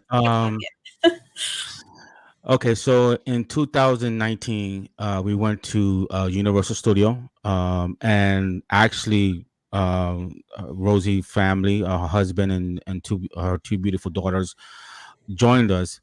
And I think it was the first night that Jasmine came to my room, and she told me that that she was thirsty, and that she was drinking a lot of water, that she was going to go use the restroom a lot. And the reason that she told me is because I think his room was connected to the bathroom, right, so I kept waking up in the middle of the night to use the bathroom, right. I think about 5 times in the middle of the night, and I felt bad that I had to keep using the bathroom, but I had to go, so it was the only way to use the bathroom, so that's what happened. Yeah, okay. So and I didn't think too much of it, and this is the reason why. The people that live here in Florida, like us four, when you're in a theme park and it's hot, you're gonna sweat, you're gonna drink a lot of water, and you're gonna be tired. It's just the sun it drains your energy. So I didn't think too much of it. It did not dawn me, to ask her why she's using the bathroom at 6 times in the middle of the night. It's just look at her. She's tiny. Out of all 4 of us, she's the one that eats the healthiest. She's the one that's the best in shape. Obvious. So as a parent, I'm not thinking. I just like nothing. And then when the country shut down and she was in a table, well, tell them what you told me. Well, it all started when I noticed, like you said, Andrea, that you noticed that your daughter was drinking a lot of water. I didn't think too much of it. First, I thought it was just dehydration, but then it got to the point where I was just never satisfied with the amount of water I was drinking. Like I would be drinking 10 bottles and still not satisfied. And it got to the point like it was interfering with my work. So like I would have to ask, when I was working, hey, can I go get a drink of water? And then I would have to keep leaving my like the floor of my job to use the bathroom. And it was kind of frustrating because I could tell they were like, I worked at a fast food restaurant, so we were always really busy. So it was kind of frustrating. I need water. I need to use the restroom. And one thing that I noticed that something was wrong that made me go to my dad and my parents is when I was at work. I don't know if you guys noticed, but I used to work at McDonald's. So I was around carbohydrates all the time. So I was on my lunch break and I had I want to say like a crispy sandwich with fries or something. And I remember feeling so sick. Like I was so thirsty. And like you said that your daughter was really nauseous and she had stomach. I was extremely nauseous. I didn't know why. It was like every time I was eating, I felt like nauseous, really thirsty, really tired. Like Rosie mentioned, like it's like a different type of tired. Like you're extremely tired. And then my vision, it was a little like blurred. Like it was like tunnel vision, which kind of alarmed me because that never has ever happened to me. So then the next day or that same night or the next day when we were eating dinner, I was telling my dad that, I was having all these symptoms. And I even told them, oh, I was looking up the symptoms online. And the first thing that came up was diabetes. And then even my dad's like, no, you don't have diabetes. It's probably something else. You probably are just really dehydrated. You probably, are maybe sick or something. Like we didn't expect it to be like something like so major. And one thing too as well is that during the last 6 months before she got diagnosed, she lost a lot of weight. She lost about 20 pounds, but we thought it was due to stress in college because of Rose. When she was in college, she mentioned that she lost a lot of weight because of the stress. Again, she's tiny. She's about what before she got used about 113, 110, so somewhere between there. It was like 116, like around 116, and then I dropped to like 95, 97 pounds. So she lost about good 20 pounds. But again, as a parent, I'm not thinking, there's something wrong with her because again, I'm listening to other people, they're saying, that's normal for college kids. Even my, when Jasmine was losing weight, that's what she told me. She said, hey, I'm just stressed. I don't have time to eat, all that stuff, Even I had went to the doctor like a year before. That's when I noticed I was losing weight, and she did a whole bunch of blood work, like you said, with your daughter the year prior, everything came back normal. So it was like the only thing that I think that wasn't normal was my vitamin D level. It was extremely low, but everything else was normal. So, and then even then I was taking like a lot of supplements. I was even eating healthier. So I was exercising too. So I did everything right. And then a year later, I noticed all these symptoms. So I remember my dad was like, I didn't really want to go to the doctor, to be honest. I was like, it's probably nothing. I kept pulling it off. I was like, no, but but remember the reason that I told you to go to the doctors, the reason I'm talking about it because I want people to see the warning sign. Remember you told me that you was going to the bathroom about 10 times, and then I asked you what color's the urine, and you said it was dark, and that's when I told you something is wrong. And this is why I'm going to bring Rose in. Rose, when a person goes to the restroom that many times, what color should the urine be? See, the confusion with type 1 is because they're drinking so much. A lot of the times you would think they're peeing a lot because they're taking in all this intake. So technically their urine should be nice and clear, right? When you're overhydrated, you should have that nice, clear, non-odorous urine. But that's not what you would find in this situation. But truthfully, you're dealing with kids. So a lot of times they're not telling you this. you know, it's kind of a coincidental finding that, you know, even if a parent, and it was lucky that Centeno knew to ask the question, because it's not a question a parent would normally think to ask. Usually, does it hurt to go to the bathroom is one of the first questions, right? When they're going all the time because you're thinking maybe an infection. But outside of that, you know, it should technically be that nice, clear urine, because you, in a parent's mind or in a layperson, they're drinking. They should be peeing. We drink a lot of fluids. We should be going to the bathroom. But it's how does that look, and, you know, taking in the global picture. Right. So when Jasmine answered that it's dark, that's when I told her that's not normal. Now the reason I know that is because I was a medical assistant, so I know a little bit about, you know, the body, what it should be doing. So so when I told Jasmine to go, you know, that's not normal, to go see the doctor, her first response was, well, it's COVID and all that stuff, you know, because we were shut down. And I told her, no, this is different. It's not COVID. You need to see the doctor. So Jasmine, when you went to when you saw the doctor, tell everyone what did you tell the doctor? So when I had called, their immediate response was come in tomorrow right away. I could tell that something was wrong, because usually, you know, the doctors won't tell you come in the next day. They'll be like, oh, we have this day available. They're like, come in tomorrow right away, first thing in the morning. So that already alarmed me. I knew something was wrong, but I didn't think something was too wrong. The first thing that they checked, they made me take a urine test, and then they checked my blood glucose. And I remember me sitting, because, you know, at this time it was COVID. You couldn't have anyone go inside with you. So I remember just me being alone and hearing the doctors. I could tell something was really wrong. Like they were talking, because they said I had ketones in my urine. And then they checked my blood sugar. Luckily, it wasn't like you, Andrea, where it was like to the point where I had to go to the hospital. I know 522 is really high, and I can't even imagine how your daughter was even feeling, because I've never gone that high, and even when I'm in 200 I feel really bad, like, so I can't even imagine how your daughter was feeling. I think around 203. I had just eaten like a little grilled chicken or something. It wasn't even heavy, so they were like, when was the last time you ate? And I was like, I ate about an hour ago. I didn't really eat though. And then they were like, okay, well, your blood sugar is high, you have ketones. And then she was kind of confused, because she was looking at, I had my previous blood work and everything was normal. My fasting glucose was 86. Everything, you know, was normal. So she was kind of like, okay, like, you know, why? Well, she asked me how long was I feeling this way. I was like, maybe like 3-4 months. And then she said, okay, we're going to do more blood tests. This does look like it's diabetes.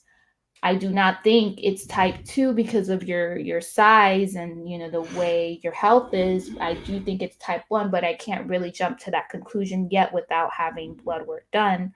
So, I mean, then I was shocked, because I didn't know anything about type 1. I just knew type 2 was, oh, you eat too much sugar. And I was like, but I don't even eat sugar. So I was kind of like, what? I didn't even understand the disease at that time. I have heard about it, but I didn't know what was happening inside my body. So, and then she had told me this is the diabetes where it's not curable. She kind of said to me, it's not cancer, but, you know, it is manageable. And that's when I was like, okay, this is serious. She told me there's no cure, which was already like, your heart just kind of drops, because it's like, I'm going to live with this disease the rest of my life. And, you know, I was just like, I was crying, like I was in shock. I didn't know how to I was hysterical. I didn't know how to act. I was like, I can't believe this is happening to me. And I told my mom, and obviously my mom, she was crying because she saw that I was, you know, hurting. And then we just didn't understand too, because no one in our family has type 1 diabetes. And, you know, it was just a shock to everyone. John, is there any study as far as how can that happen? Because she literally just took, like 4 months ago, she had blood work and everything came out great. I mean, it's what happened? I mean, how does that happen? Is there any studies regarding that? There's lots and lots of studies and registries, particularly with families, because we know there is a genetic component, and that is certainly linked to a lot of people who become diagnosed with type 1, but not everybody.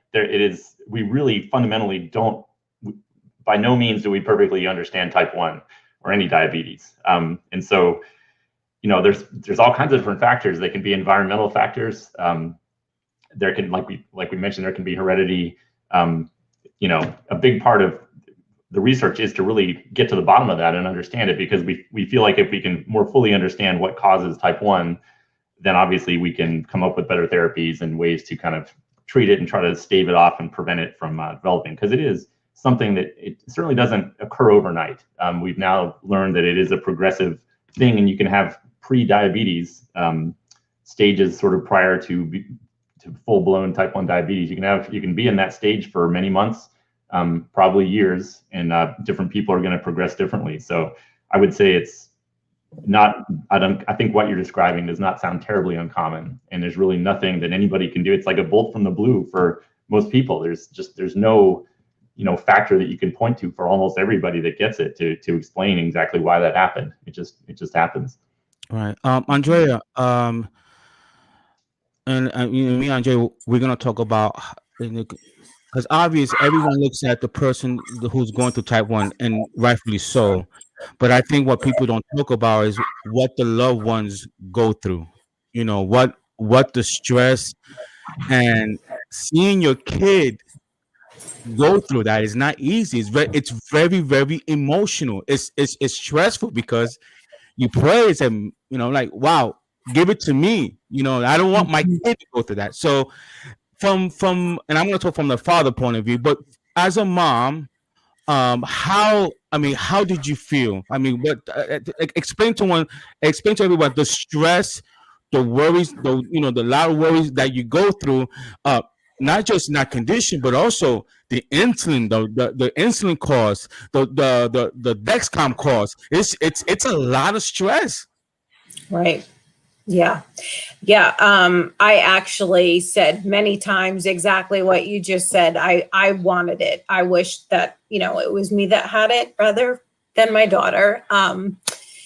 But anyway, she handled it like a champ. She just, did what she had to do. She didn't ever complain. And here's this 11-year-old in middle school that, the last thing she wants is to go to school and have equipment and, something extra to worry about. She always had to have snacks and juice in case her blood sugar was too low. And then, dealing with high blood sugars. So I honestly, she handled it way better than I did, or than I probably ever would have at that age. So, and she still does. She's 21 now. But yeah, Lois, the stress was probably, I think it was worse for me. I know it is for her. Maybe she internalizes it. I'm not sure, but she doesn't ever show it. She doesn't let it show. She just does what she has to do.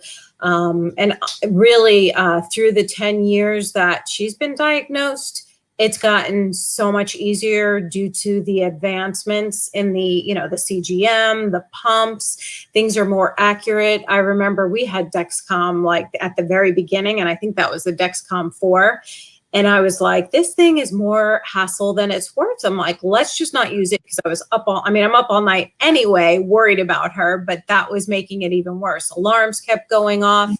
So really, due to JDRF and the funding, the research has just made the advancements so much better. She just recently had her best A1C ever. And, due to, I'm sure, her pump and her CGM kind of talking to each other. And so, yeah, it's just like I said, recently, I think the stress has let up, but there was 6 years, a good 6 to 8 years of just no sleep at all. 3 hours here, 2 hours there. It's very taxing on parents, and she was 11. Some kids are 18 months, 2 years old, diagnosed. I can't even imagine. I really can't, like you talked about your faith, my faith got me through, and I'm sure, there was a reason she was diagnosed older, because I can't imagine, a child being that young and right. not worry. So as a dad, I'm going to speak as a dad. There's a perception, and I'm not sure, John, whether you're a dad or not, but there is a perception right or wrong, that the dads have to display what? The strength, the courage, but they don't know that we have our moments, and we cannot always show that because we have to show the family everything is gonna be okay. And I was worried. I was in denial. I was in denial. I started doubting myself. Um, and I remember, Rose and her family was going through something personal in their life, and we didn't know. And yet, um, that family, uh, when we gave them the news, uh, I tell you that the first night the insulin that came at 9:30 p.m. So, they said, cherish your friends and encouraging us. And we needed to hear that because, watching your kid, it's her saying, why me? My life is ruined. What about school? It breaks your heart because I see this girl doesn't even go out. Her and Rose could tell you her thing is work, school, and the little time that she has, she spends it with her boyfriend. And church, obviously church, right? Church, right? Church. Thank you for correcting me. And church. So those are the four things that she does. And so I felt that I just it really really hit me hard um into the mom and her had an emotional talk where Jasmine through that situation, and thank God for a doctor, Dr. Hall. Anyone needs a good primary care doctor. Allison Hall is a tremendous doctor. She told Jasmine, and I was there, your life is going to be inconvenienced, yes, but you could live a normal life with the proper treatment, the proper diet. You could live a normal life. Still, Jasmine in the beginning it was kind of hard for her to accept that because again, fear. She's never been through this, and until her and the mom had an emotional talk where Jasmine say, why me? Life is not fair. And the mom, being a strong woman that she is, she told her, there are people who are in a worse condition as you. You have the strength. And that, I tell you, I'm not just saying this because she's my kid, but throughout this whole process, she has demonstrated strength, courage. Her grades didn't suffer. It actually went up. She was more determined. And now she's on my case for my diet. She's on my case for my diet. So now she's like, you need to go on a diet. And it's unfortunate that it took, something tragic last week, to happen for me to actually, take it seriously. So I'm trying hard. Dr. Nieves, tell everyone the advancement that have you seen, that the treatment that is available now that was not available 10, 15 years ago. Well, one thing I would have to start this with is thanking John and Andrea for the resources, because I think without the research, right, like you said, you go back 20 years, it wasn't the same situation that we're dealing with today, right? The knowledge wasn't out there. I mean, even on the healthcare provider side, while we knew what it wasn't at the forefront of our thinking, and let alone the questions that were brought up, why does my kid have this? Nobody has it. My kid eats healthy. And a lot of times we didn't have the answers to those questions. And with more research coming out, and I think John alluded to it, the stages of those clinical presentations, we're able to speak a little bit better to that, right? He goes, early on, you have a normal blood glucose, right? These kids are coming in. Jazz came in, Andrea's daughter came in, and they had a well child check and everything was fine, but yet there was still something wrong. But now we can answer, why is it that that's happening, right? So now we know it's because the antibodies are just coming in. Your sugars are normal, your glucose levels are normal, you're still producing some insulin. So while you're at that stage, the disease process is happening, but there's nothing we can see from the outside. So it's really not till you hit that third stage that you're really seeing the patient present with a symptom, right? A visible symptom.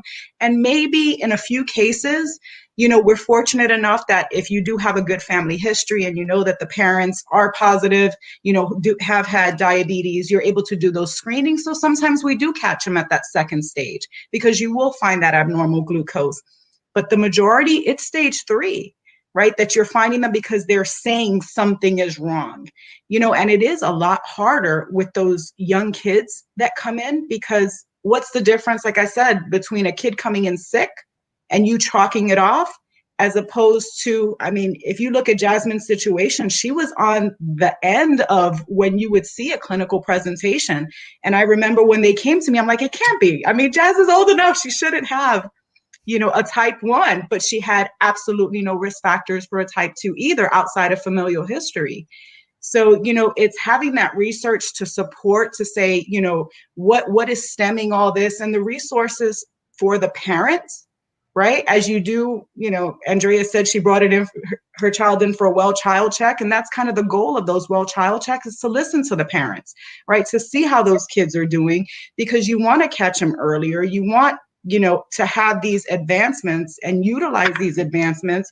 When I started in the healthcare arena, it was still finger sticks and drawing up from the 2 vials, right? That's what we had to offer our kids. So you can imagine a little 4-year-old that you can't keep out of the cookie jar to begin with, let alone the kid is constantly starving and wanting to eat. And now you're like, no, you can't have this, when you have spent all these years doing this and training family members on diet. And even at that time where, kids go through toddler anorexia years. They don't want to eat, period. And now, I can tell Jazz, don't eat this, and she won't eat it. But try to tell a 4-year-old, you're not going to eat this, then they'll cross, well, I'm not going to eat anything.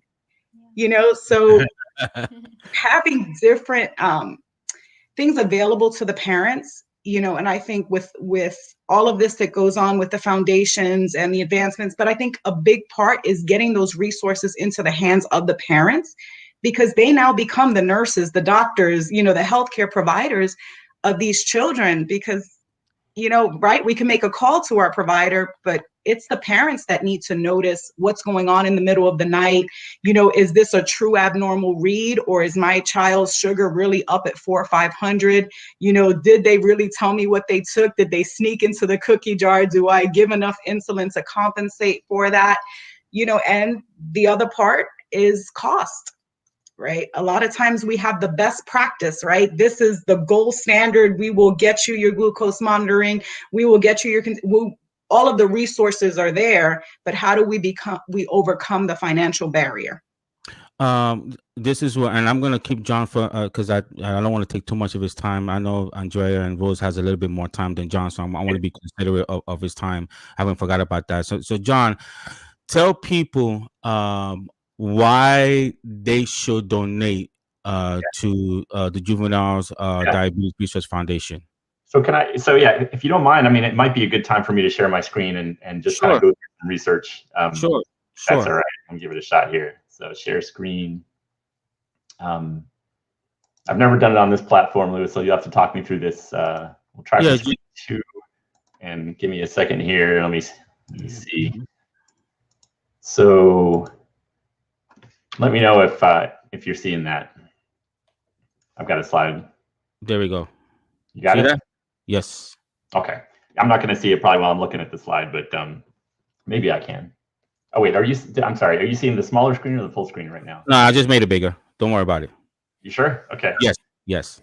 Okay. So thank you for teeing that up. And Dr. Nieves, I did want to sort of start out just by talking about a very recent and sort of timely effort that JDRF has really jumped into. They have not stopped, even though it's been a challenge for that organization, as I think any nonprofit, any for-profit. Obviously, last year was a tremendous challenge, but JDRF has made some changes to make sure that they're going to be able to keep moving forward.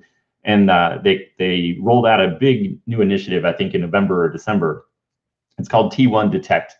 And you can if you just Google like T1 Detect, that phrase, you'll find their main page. And the idea behind that is it's really kind of twofold. It's tactical and it's strategic.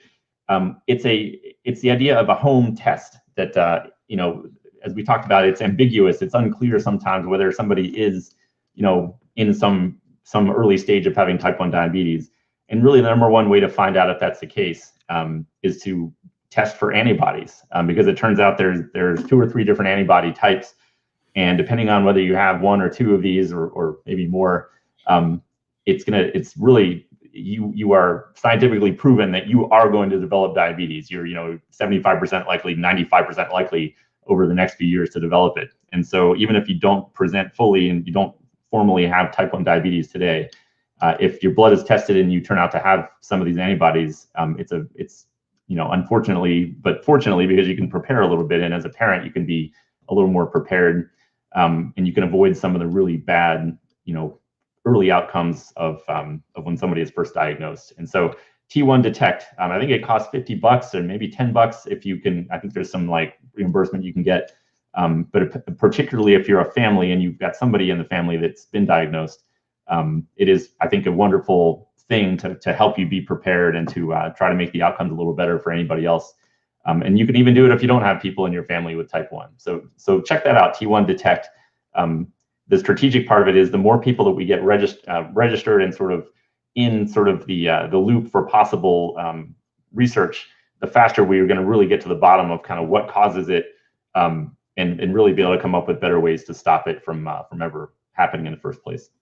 So I just wanted to start out with that little plug for that T1 Detect program that JDRF has come out with.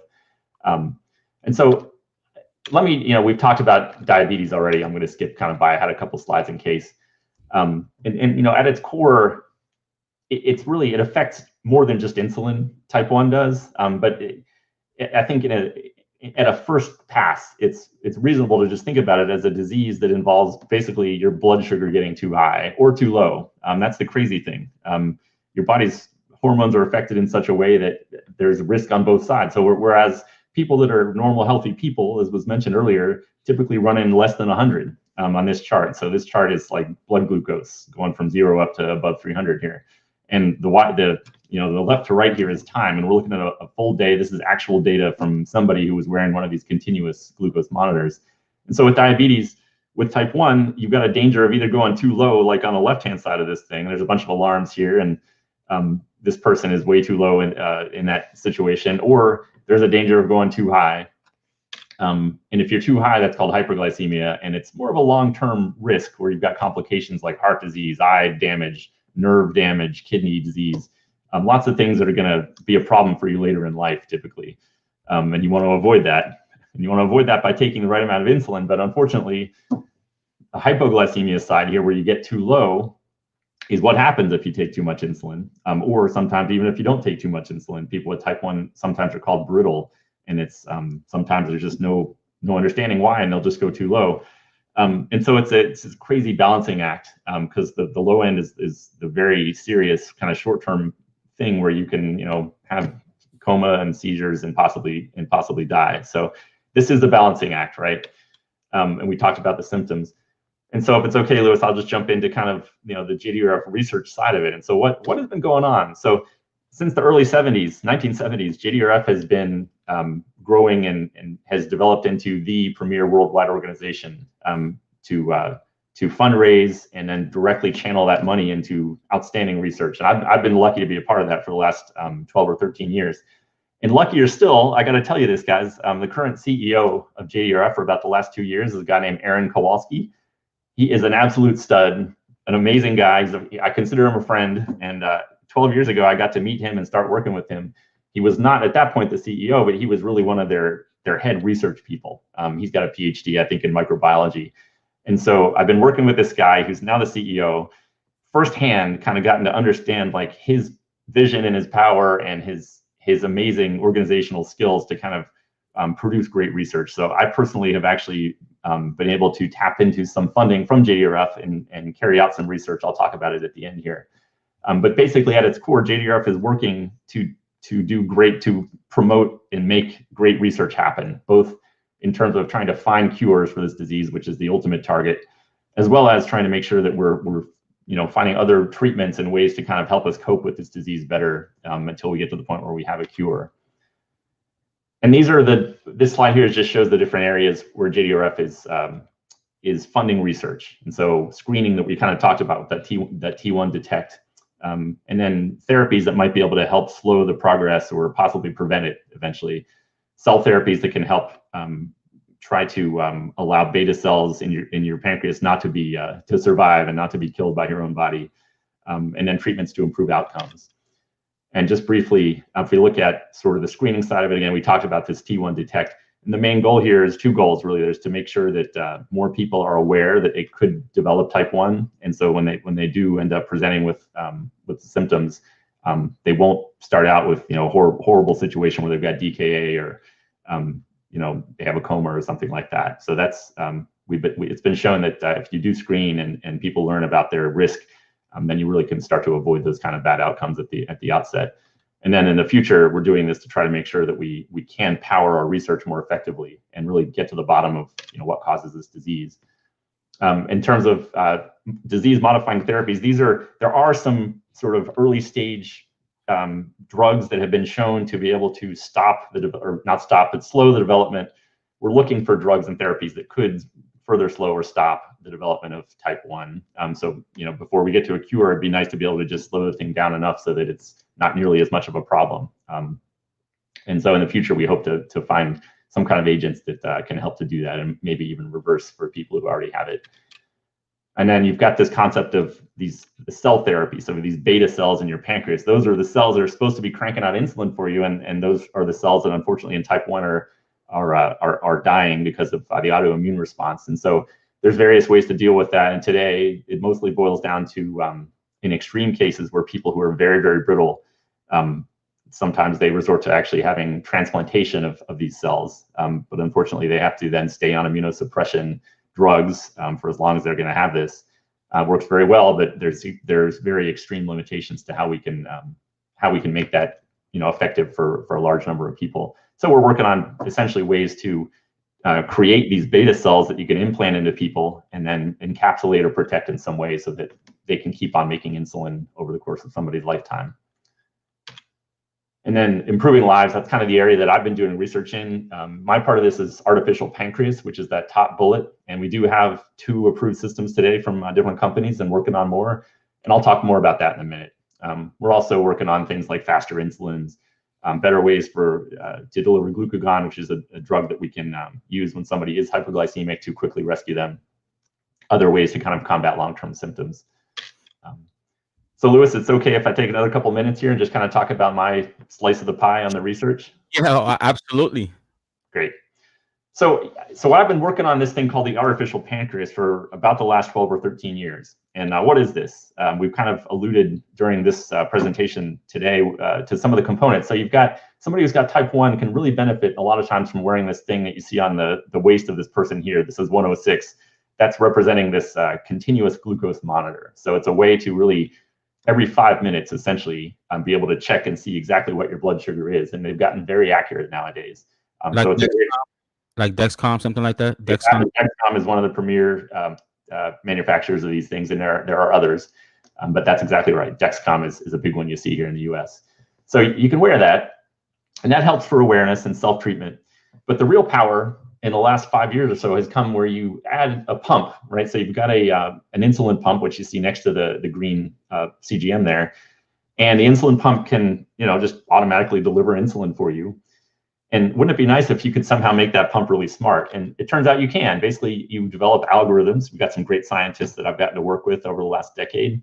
And you write code that can essentially take the stream of glucose and some other signals and predict where you're heading and tell that pump either it's got to give you more insulin or it's got to give you less insulin. And we've got now some really effective, what we call closed loop systems or artificial pancreas that can certainly not alleviate, the majority of what you have to do when you've got type 1, but it can make things, a good bit easier, I think, in some respects. And we've got some products out right now.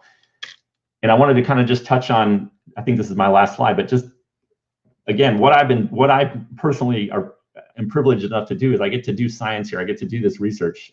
I get to design clinical studies that use these systems, and then actually implement the studies. I get to work with some awesome endocrinologists from all over the country, some of the best places, some of the most amazing scientists. And so in the last 12 years, I've done a whole bunch of these studies with some really crazy systems that are, it all has to be, get FDA approval.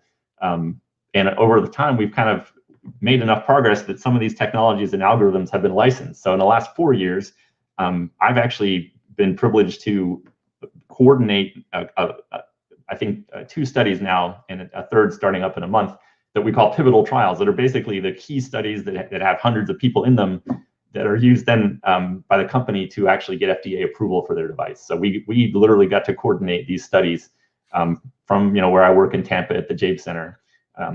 There are now 2 on the market that we got to do these trials for, and even more exciting, we've got a bunch of neat stuff on the horizon in the next couple of years. We've got a prototype system right now that we're wrapping up a study on that is actually adapting and learning over time. So not only is it a good thing when you sort of first start out with it, but it really learns kind of what your body needs over the course of weeks and months, and gets better and better.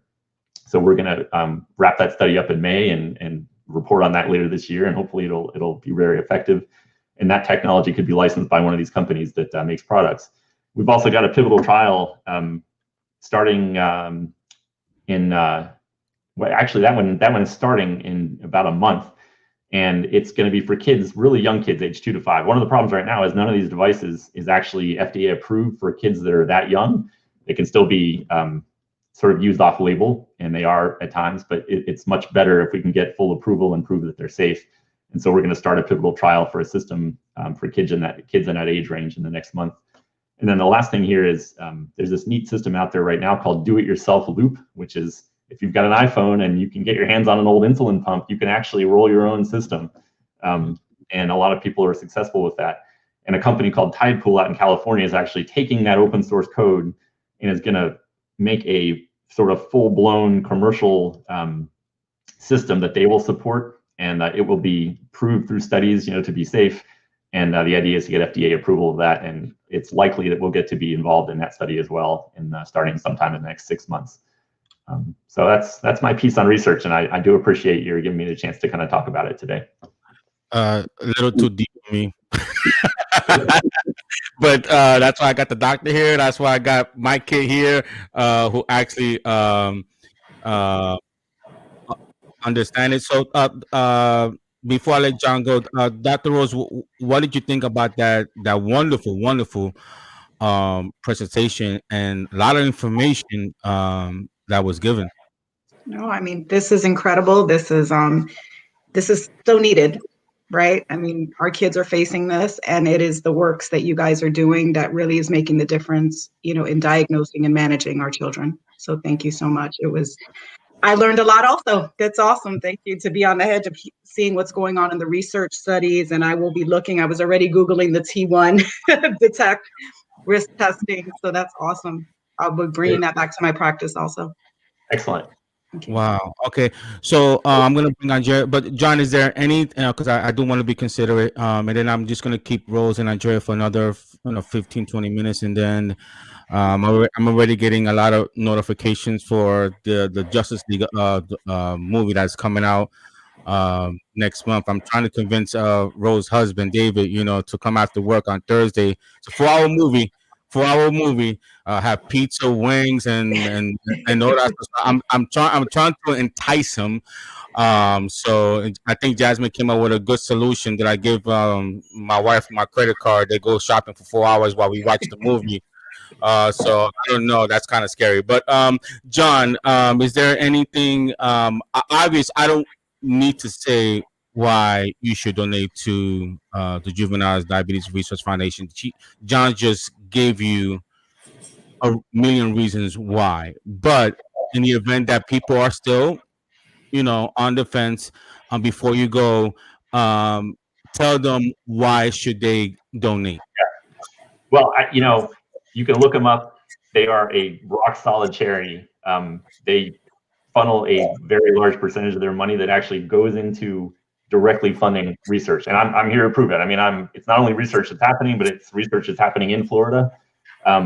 It's very effective. You've seen products on the market over the last, like I just talked about, 2 or 3 years that are literally using algorithms that were funded by JDRF donations in the last, 8 or 9 years, and it's turned into therapies that are truly life-changing. And JDRF is an outstanding organization. They will use your money wisely. Please be generous. Okay. John, hold on. Jasmine has something for you. Yeah, I just want to thank you for all the research, that you do and the time that you take every day. I know it's not obligated, but the time that you take and the research you do, it's greatly appreciated. I know you mentioned earlier how back in the days, diabetes was kind of like a death sentence. Like there wasn't all of this, research and this advancement. So you've made, my life a lot easier with all these advancements. So I just want to thank you for all that you do, and I greatly appreciate, everything that you do. You're welcome. I really, it's great to hear, Jasmine. And I did have a question for you, actually. We are local. We're right up. We're literally, 5 minutes away from USF. Oh, wow. And I don't know what you're looking to focus on in your career, but it's always nice to have somebody who really knows type 1 diabetes. And we are frequently, looking for people. So if you, yeah, if we can get in touch maybe after this, if you have any interest in looking for something like that. Of course. I'm actually going to be going to USF in August, and I'm actually studying education. So that's actually really nice. I will definitely let my dad get in touch with you, and then we can Great. talk. All right. Thank you. I'd like to thank you too. I've seen the proof of the advancement, so I appreciate all the work you do. I know you work really hard. Everybody does for the research and JDRF, so thank you. Oh, that's great to hear. Thanks, guys. All right. Thank you, John. All right. So, Andrea, you're the one that recommended John, and honestly, I didn't know what to expect. He is definitely a great asset to Juvenile Diabetes Research Foundation. I mean, I was blown away. Just that presentation alone should convince people why should they donate. And I want to make very clear that any donation that comes through this event, I don't keep a penny. Everything goes to JDRF 100%. And I'm just gonna go ahead and wrap this up. So just to give parents some hope, that are maybe going, to the situation what we're going through. How has the research, the advancement of medicine, made your daughter's life better? And because a lot of people don't talk about the mental health of this. That's another thing. Obviously, our faith. At least I could speak for myself. My faith, going to worship and believing in Christ, gives me that peace of mind. But in the secular world, mental health is important. Because again, if I was stressed in the beginning, and I know for a fact, because Jasmine, she's very quiet, and I know there were many nights that she was going through a lot, and the reason that she probably didn't tell us is because she didn't want to stress us. She didn't want to get us worried, and we already knew something was wrong. So, how has the advancement throughout the years has helped you and your daughter deal with type 1?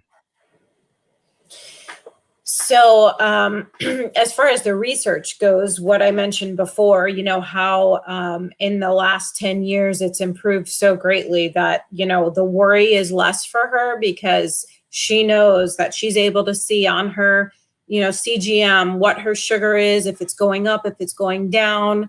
And then she actually does have the pump that automatically gives her insulin. If she's going too high, it shuts off. If she's going too low overnight is a big worry. It always was with, both of us. And like I said, since she's gotten this advanced equipment, I've slept so much better. And I'm sure she has too, because she knows it'll alert her, or it does its own thing. She doesn't have to check her finger sticks as much. Time she gave a finger stick. It's only if she thinks something's off, or if she thinks she may have, extra high sugar ketones like you talked about. So it's definitely alleviated a lot of the worry.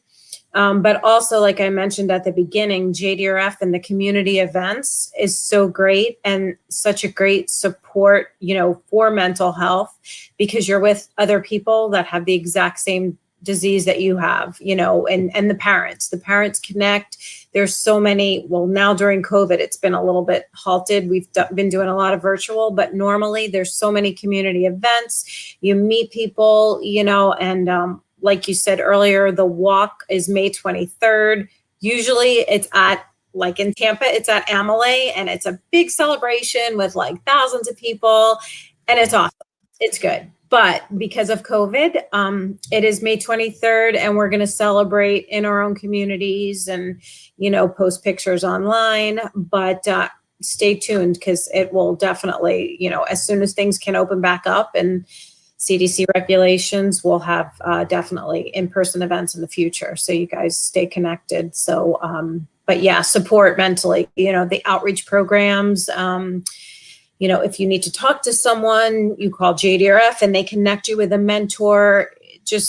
I just can't say enough good about the organization. And not only because I work there, I firsthand, before I was part of the staff, I was witness to it. So it's been great for us. All right.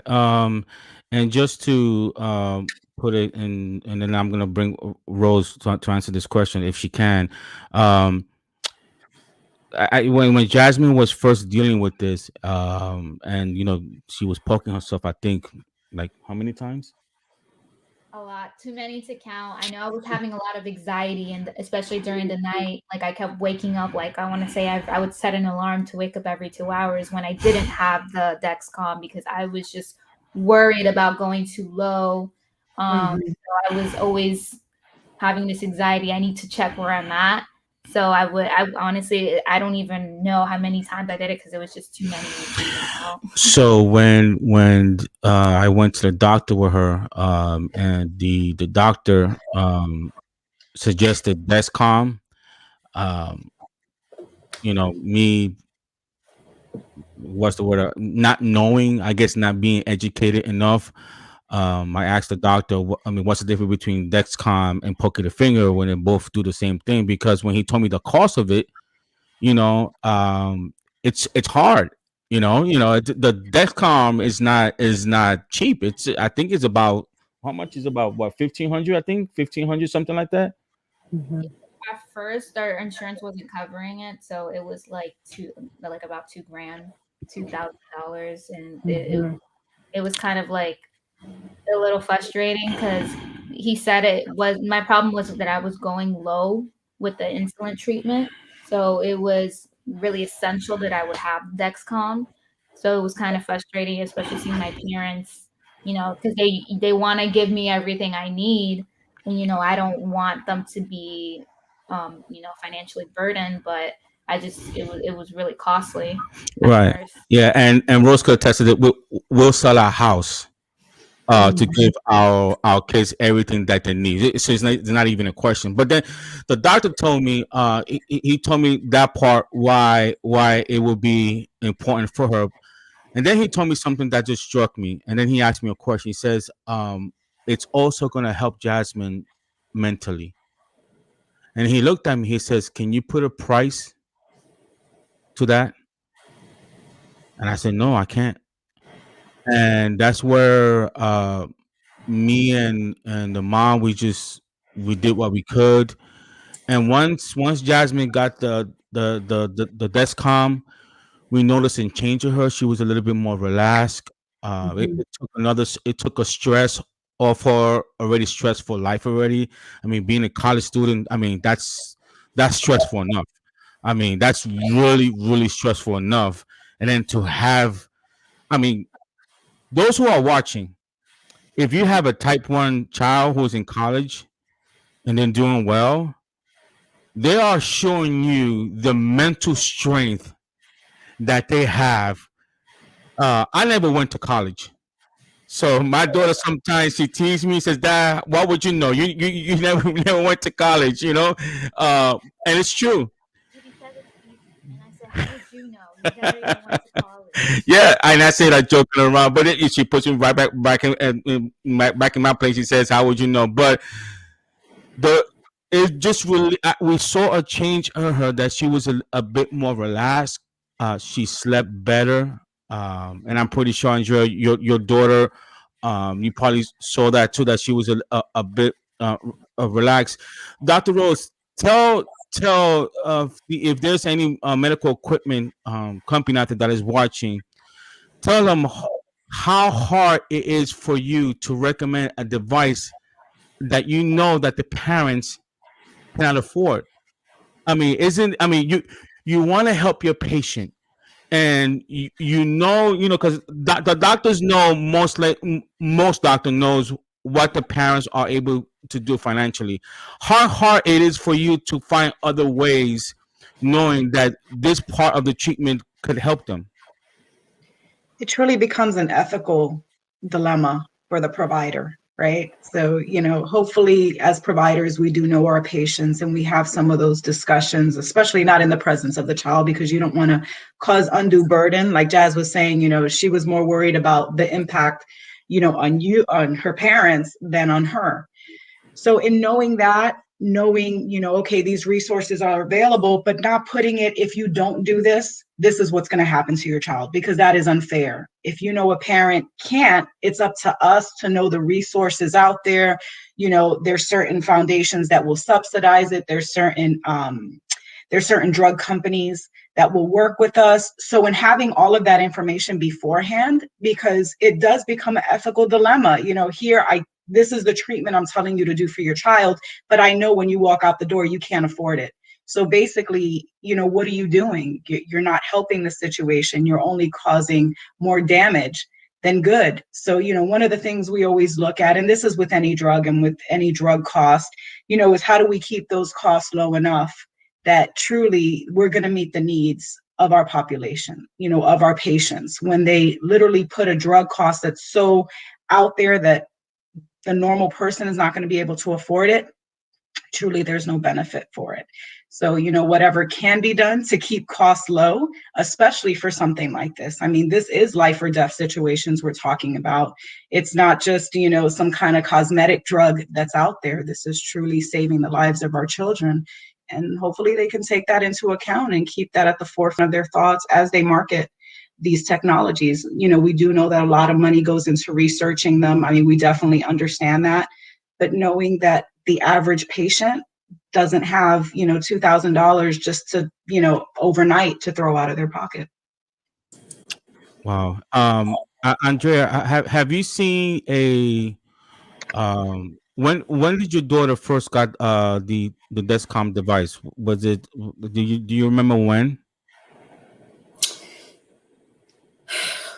I would say maybe 2 years into diagnosis. So maybe 8 years ago, maybe.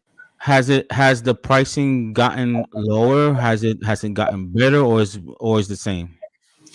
I think it's been somewhat the same, but I did want to mention, and and JDRF does have an advocacy department that they actually go to Washington, D.C. and advocate for lower costs and any kind of federal funding grants. We just got the SDP, which is a special diabetes program for the next 3 years.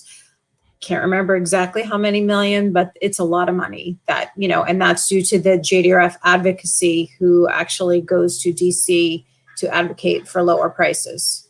So, Right. So that's just another positive tenet that JDRF follows. So it's amazing. Guys, you will never know. It's before I got my handicap sticker, I always used to, drive by and used to, see the handicap parking, empty, and then sometimes I would go by it, and sometimes, it was full, and I never thought about it, what a handicapped person goes through until I got one. And it's easy for anyone who don't have type 1 diabetes to overlook this until it hits home. And it took me obvious, going through this, with my kid to see, the foundation, what other foundation do. And I'm sure we know someone, we know a friend, we have a family member that is has diabetes type 1. I want to encourage anyone who is watching right now or watching in the future, because this is going to stay on my YouTube channel, to please, please, please donate. $1, $2, $5, $10. Rose husband often says, just give up one McDonald's day and give that to charity. I mean, what's gonna hurt you? You give up a McDonald's day, $8, and you may say, well, that's only $8. But again, Andrea, if 100 people donated $8, then that $8 is not $8 no more. So any amount that you could give, it's going to help. And John, he what a wonderful presentation he gave. Dr. Rose, she came over here and told her, as a provider, what she sees. And obviously, me and Andrea, and then Jasmine, who personally has a type 1. If this doesn't convince you, to give, then I want you to sit back and just start thinking. What is it if it was you? What if it was your daughter or your son or your wife or your husband or a loved one, that you were in need. So I understand right now we're not living in the best of times. I understand that there's everyone, you're going through different battles, financially. But I want to encourage you, please, give. Again, all donation that's being collected, 100% is going to JDRF, 100%. So I'm gonna be involved more. I spoke privately with Andrea and Brooks. I told them that this is not going to be a one-time thing for me. I'm going to keep doing this into obvious my faith belief that a divine, that the Lord could heal her. But your dad always says, we do what God called us to do, what we could do, and then He'll do what we can't do. So this is what we could do: educating people, donating, giving our time, and if I'm able to do shows, talk about entertainment, I could do. Obviously, I could give up more Saturdays for this great cause. So to close, Andrea, I want to thank you for joining me. It really is. It was a pleasure having you. Thank you for sharing your story. I think this is needed, to let other parents know that they're not alone. And not to be afraid, to reach out. So I really, really, really want to thank you for giving up an hour and a half, almost an hour and a half of your time. So I really, really do appreciate that, Andrea. Tell everyone, because I think you're in Sarasota, right? Is there a number? Is there a local number they could reach out if anyone wants to speak with someone? So I would say, depending where they're located, our main chapter is out of North Florida, and the office is in Orlando. I can give you that phone number. I don't know that off the top of my head, but jdrf.org, and you can go and search any chapter. We're the Northern Florida chapter, and it gives all the information on the chapter. Like we mentioned, the walk's coming up on May 23rd. We're going to have a big kickoff celebration on March 3rd. We have a Facebook page. If you follow that, it gives all the information. But jdrf.org, and then do some searches. But if you want the phone number, I can get that for you if you want to post it or. Yeah, just text it to me, and then what I could do is I'll put it in the link to the show. So if anyone that sees that, they could call. So I thank you so much, Andrea, for joining me, and this is not going to be the first or the last. I know. Thank you, Louis and Jasmine, for sharing your story and letting so many people see what you go through, and just speaking up and sharing is awesome. So thank you. Thank you. And then Dr. Rose, please tell, and yes, Mara, the link is on the description of the video. So if you hit that little arrow going down, the link is there. Please tell the parents how essential it is that they get educated, not just in type 1, but in this situation, type 1. How important is it that they know the signs? I think the first thing with parents, because there's so many diseases out there, unfortunately, type 1 diabetes is just one of the thousands, right? So we encourage parents to bring their kids in, have frank discussions with their healthcare provider. And I think you mentioned, like with Dr. Hall, is establishing a relationship with your healthcare provider and ensuring that, you tell them what's going on, right? I think Andrea spoke to, they kind of just glossed over it the first time. And then she told her daughter to tell her the symptoms, and it made all the difference in the world.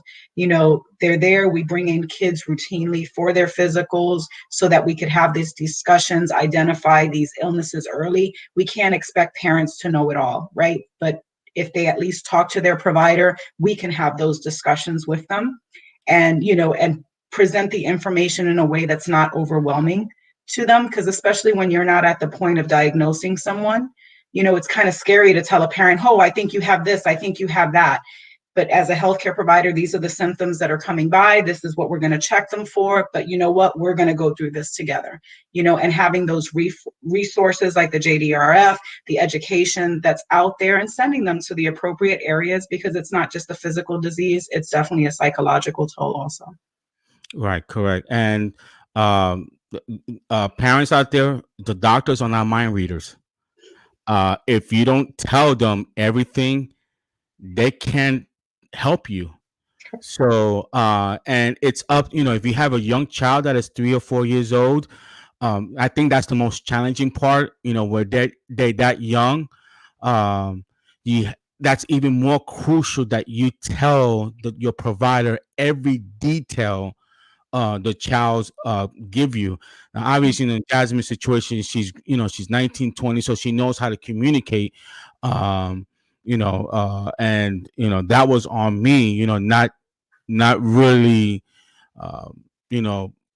paying attention to what she was telling me, and just chalking it up as I'm here in Florida, we get it's in the sun, you get tired fast, which is true, but it's just me I didn't catch it when she kept telling me, and I often sometimes kick myself, man, if I would have thought this early. So it's communicate with your provider, let them know, and if you're in a financial situation also, again, they're not mind readers.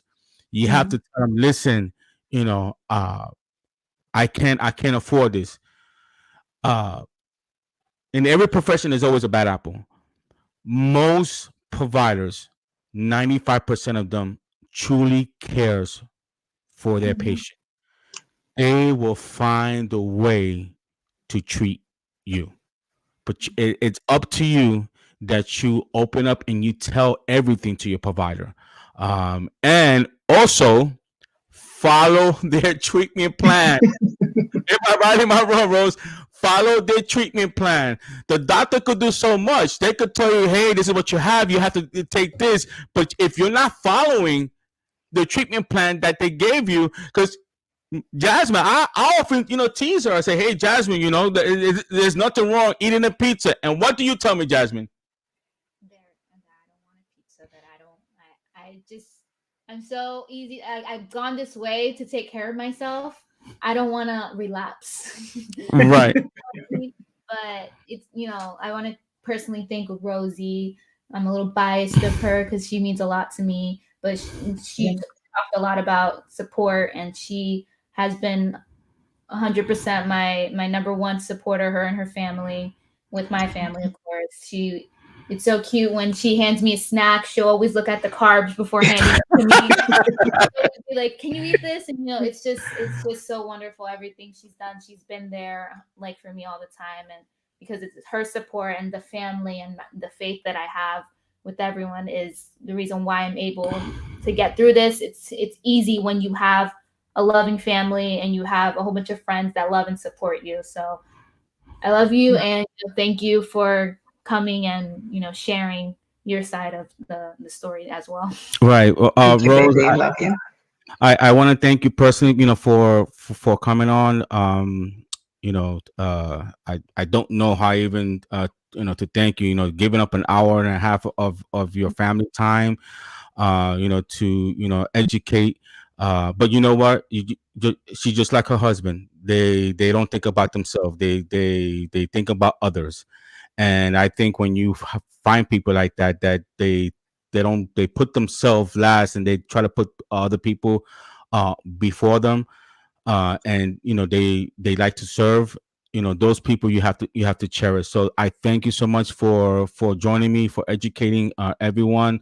And I really, really, really do appreciate you. Thank you so much. Well, we love you guys. See you guys later. Thanks, Jazz. Bye. Bye. All right. So, guys, Jasmine also, for those that did I want to thank Will Rollins last year, who did a fundraiser. This is her, everybody. This is the one you Snyder Cut fans chipped in and helped her with her medical costs.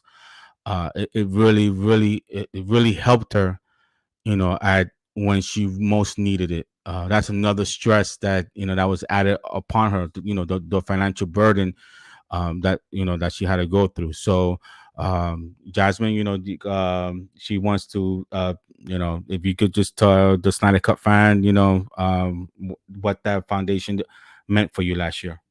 It was very, very touching. Just the fact that you guys thought, about me, and I can't even have the words to thank you enough. Like you always think of people that do so much for you, and it's like you don't even know how to thank them. I have so many words for you guys. You guys took a stress off of me. Like I'm a young college student, that was only has a part-time job, and it was a real struggle for me. Like that was a whole other. I think I was more stressed about that than I was about my actual disease. So my dad can back me up on that. I was always stressed about it, always mentioning it, crying about it. I don't like to be a financial burden on my parents. So that you guys helped me and my family a lot. So it's because of you guys, the Snyder fans, that I was able to get all the stuff I needed. And you guys helped me a lot. So I greatly, greatly appreciate all of you guys. Thank you. All right, guys. So this wraps up the portion of the education part as far as diabetes type 1. Again, the link to donate is on the description on the YouTube channel on the video. Please, any amount that you could donate will help. So that being said, Count Out the Justice is about to begin. Fiona has a special message, and then after Fiona, special video throughout the years of the Snyder Cut fandom, raising awareness for suicide prevention, and the schedule for Countdown to Justice. Hey guys, please join our countdown event. Let's celebrate! What's up, Collider fans? Warner Brothers won't release a cut of Justice League that never existed in the first place. Stay tuned. It never existed.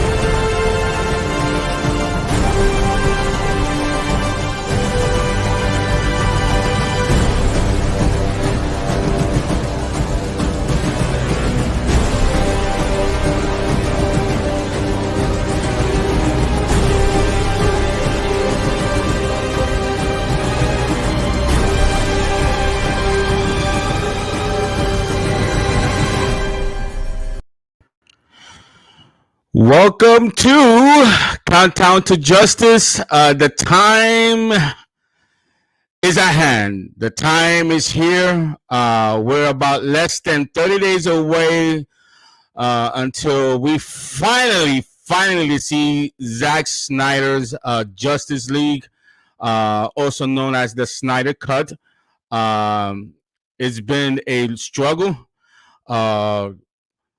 for about close to 4 years that we campaign for the Snyder Cut, and I cannot wait. I just cannot wait to finally see Zach's vision, and I really looking forward towards that movie. I'm very excited to have each and every single one of you guys on this program. It's gonna be, I decided, to do this because, number one, obviously, if you watch early on, it's this foundation, this event. It's for type 1 and juvenile diabetes. So I thank you for those who watched, who donated, who's going to donate. I really do appreciate that. It's for a great cause. If you want to check out, what that foundation do and what they're, what they're studying, you may want to go to the very beginning. So the second reason why I'm doing this event, obvious, is to celebrate our victory, to celebrate what Zack Snyder meant to us. For me, and obviously we're gonna have Eric Davis. I'm so excited to have him at 2 p.m. and we're gonna discuss everything. We're gonna discuss the Snyder Cut. We're gonna discuss yesterday news with Chacha Kaye being cast as Supergirl, the future of the DCU. So I'm looking forward towards that, having him. So where do I begin? For me, this started, at least for me, the week before the Batman versus Superman release date, which I still remember it as of yesterday, was March 25th, the official day, which was on a Friday. But there are some theaters that have it on the 24th, on Thursday. So there was some on Thursday the 24th. But to me, this started right before the release of Batman versus Superman. And you may say, well, why? Because before it was released, that's where the critics, Rotten Tomato, submitted the score. There were a lot of backlash regarding Batman versus Superman, and even Zack Snyder himself talked about that. That he had to make some changes regarding his Justice League due to the backlash, and that affected the mindset of the studios, which I'm very disappointed, and we're gonna talk about that, what the studios is doing now. But from that point forward, everything changed. And I think some of the problems that I have with the studios is that instead of them listening to their consumer, to the hardcore DC fan, they put the stock in what the bloggers, what the media, what the critics were saying. And half of these people don't even know the DC characters the way we do. And one of the issues that I have is that the critics, the bloggers, wants DC to take the Marvel blueprint. And I have a problem with that. I really do. I have a problem with that because, number one, look what happened. Well, first of all, look what happened when the studios did listen to the bloggers. It went down. Number two, the mistake that the studio did is actually look at the actual numbers of how much money Marvel was making. And to me, that's a big mistake. And I think it was unfair to ask Zack Snyder to deliver $1 billion movie when Marvel themselves, if you look at the first releases to the Incredible Hulk, to Iron Man, to Captain America, those movies didn't even make $1 billion. So it was the high unfair expectation that they placed on Zack Snyder was unfair. It was unfair. It took Marvel a good 5-6 years to finally make a $1 billion movie. And to ask Zack Snyder to actually do that on his first 2 movies, well, Lewis, you don't understand. When you have Batman, when you have Superman, it should have made $1 billion. Why? Why it should have made $1 billion? Because you never seen them 2 on screen before? Folks, it made close to $900 million. Second movie made close to $900 million. And that's what the studio meddling some with BVS. I believe it would have made $1 billion if they would have released the Ultimate Edition in theaters. I mean, you have many people out there who's not a fan of Zack Snyder even said that the Ultimate Edition is a way better movie than the one released in theaters. So it would have made $1 billion if it would have been released in theaters. So they meddle in right after BVS was released, and as we know, Zack Snyder went straight into productions filming Justice League.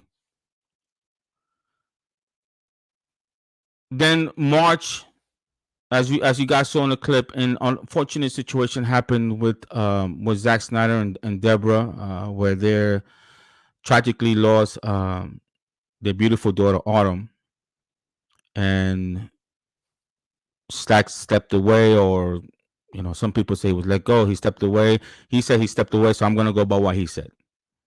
Zack is on record stating that he stepped down, so I'm gonna go by what Zack said. Zack stepped down, and the studios put out misleading information, and this is where the garbage, how the garbage started. They put out a statement that Zack chose Joss Whedon, which that was false. That the reshoots were minimum. That was false. And then obviously now we know what happened during the reshoots. I mean, it's just a man, and to me, that's the reason why I feel like the studios didn't want to release Zack movie, because of what happened during the reshoots. They didn't want the truth to get out, but it's your fault, Warner Brothers. You're the one that put yourself in that situation. If you would have just let Zack finish what he started, you would not even be in this mess. And the one common denominator here is Tommy Emmerich. He keeps making bad decision after bad decision after bad decision after bad decision, and I don't know what the studio sees in that man. I mean, he didn't want to invest in the Joker, and the Joker made $1 billion. Well, Lewis, that's only one bad decision. Yeah, that one bad decision cost you $1 billion, Warner Brothers. So you're the one that put yourself in this situation. And you keep going to battle with the consumer. And you're never gonna learn that you will never win a battle with the consumer. So we spent 3.5 years fighting to get this cut. 3.5 years three years just pounding and doing a lot of events, a lot of tweets, a lot of phone calls, campaign letters, and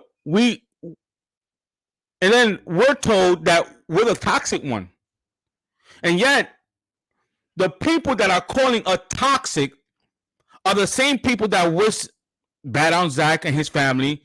I mean, look at some of the tweets of the people that said that we're toxic. See, the problem with those kind of people is that they're bullies. They like to put down, and then when they get back what they receive, they call the fan toxic. So this toxic fandom, whom you said toxic, raised over $500,000 for suicide prevention. We did good. And now, I don't know what to think, and I don't want to get too much into it because I want to save all the discussion with Eric Davis.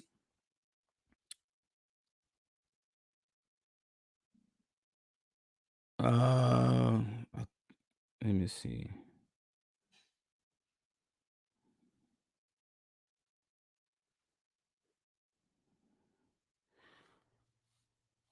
Give me just a second. I got my guess. Let me just send it to Twitter. Let me see.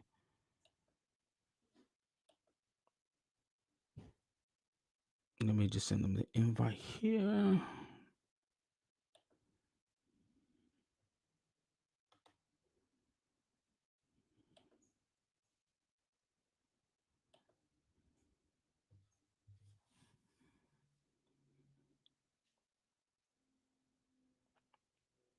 Sorry about that, folks. My guest reached out to me. I thought I sent him the invite, but I sent it to him again. So he's going to be joining me shortly. So going back to, I'm asking you, what are you expecting once we see Zach's cut?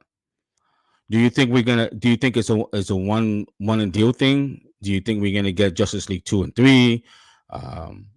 What to think right now, what the studios is doing right now, because every time Zach sends something out, the studio responds, and I just don't understand what benefit the studio have by trying to destroy a movie that's gonna help you. I just don't understand that. I really don't. And again, if you would have let Zach finish his thing and you wanted to reboot, I mean, you have all this within 5 years. Zach probably would have finished his arc, and you probably could have moved on. So now that you have, I mean, guys, the reason that I think Warner Brothers is scared, well, there's a lot of conflicting reports. A lot of people, I know Robert Meyer Burnett said that it's the Warner Brothers is a house divided, it's split. It's split. You got 50% of the people who wants to see the cut do well. You got the other, 50% of the people who don't want to see the cut. So it's split. It's split. But even if you are in a camp that you want to move on, I mean, you're supposed to protect your business, and your job is to make money. And you're doing a disservice with your company by trying to destroy a movie. Well, Lewis, we want to move on. Well, you just already established that you could have a multiverse, a multi-universe. I mean, if you're that scared of Zack Snyder, remember, it was you that made the decision to change Zack Vision around. It was you that made that decision. You didn't think it was going to do well. So if you think it's not going to do well, if you think it's a bad movie, then why interfere with it? If you think that Zack Snyder movie is unwatchable, like many of you are saying, if you think that it's not going to do well, then why are you trying to attack a movie that is coming out in March? Because you didn't see this coming. And now that you see that it's going to do well, because folks, it's going to do well. Even the haters is going to watch. Even the haters going to watch. Even the haters going to watch. So I don't in the life of me don't understand, and that's why I'm gonna ask Eric, why is the studios Warner Brothers is a house divided? Why? I mean, you could have, this is the beauty of DC. You can have more than one Batman. You can have more than one Superman. They already established that with the Flash when he appeared on Crisis on Earth. They already established that. So folks, there's a, and the Supergirl casting yesterday. I have that ready. I'm gonna watch it with Eric as well. I'm gonna get his thoughts. As a Latino, I'm happy, I'm very happy. I'm touched. And how can you not root for that young Latina? I mean, how her response, and we're gonna watch it. So, what do I think this goes? I just think that the momentum that the Snyder Cut has right now, I think it'd be foolish of Warner Brothers not to explore Justice League 2 or 3. I think it'd be foolish of them not to allow Ben Affleck to do his Deathstroke movie. And I do think the Flash is in the DCU. You may say, well, why you say that? Because they're using Flash from these multiverse. Ben Affleck is from these multiverse. Cyborg, who was attached to the project, and we're gonna talk about that with Eric as well. So I honestly don't know what to expect. I really don't. Not because of because of one person, Tommy Emmerich. Walter Hamada is a different story. And again, we're gonna discuss that with Eric. So I ask you, what are you hoping for? Zack Snyder's Justice League, is it going to be one and done for you, for him, or do you think we're going to get Justice League 2 and 3? Do you think the Flash is a reboot? All these are questions that it's basically the next 2 years. It's going to be answered, and this notion that Zack Snyder Justice League is a cul-de-sac. Ray Fisher already said it's not. Zack Snyder said it's not, and Zack was very smart, including the Joker, in a trailer. That trailer was awesome. It was awesome. So again, guys, I want to thank you for for donating and this event. I'm so looking forward towards it.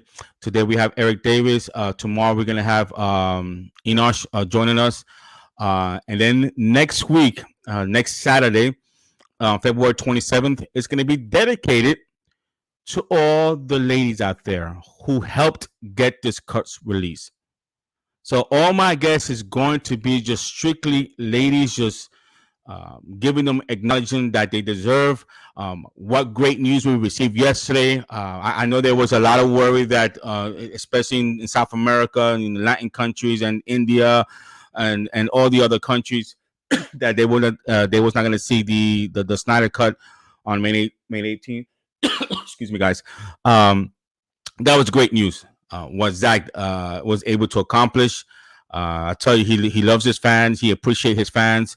Now I believe China is one that they're working on. Japan, I think France. I'm not, I know Japan and China is one. I believe France is the other one that Zach is trying to get that release on the same day. I know Chris Wong tweeted it out that he may see it on Wednesday. I think the night before, because he's in Hawaii. Lucky guy. Lucky guy. So and then on February 28th, we're gonna have Fabian Wagner join the event. He's gonna join me, and obviously, we want to discuss his work. That beautiful image picture that Zach put on Vero and on Twitter. So he's going to be joining us next Sunday. Then on March 6th, we're going to have Will Rollins and Wes Ashley with us. March 7th, we're going to have The Outlaw, also known as The GOAT, and Dave the Film Junkie, who's going to join us on the 7th. And the program is just getting better and better and better and better. I know Sean O'Connor is going to join us on May 20th with Lightcast. They're going to be joining us, and that show is actually going to be dedicated to what we saw on the 18th. So that's going to be a tremendous show that you don't want to miss, because we're going to talk about the movie, what our thoughts of the movie.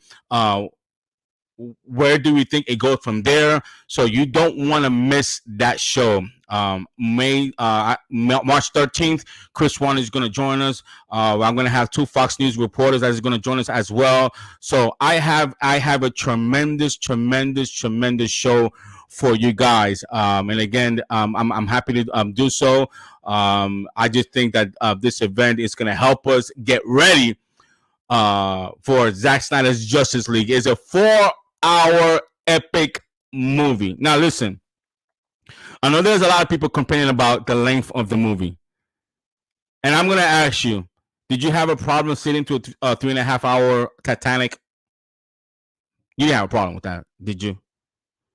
I mean, it's not like if you're those kind of people they nitpick.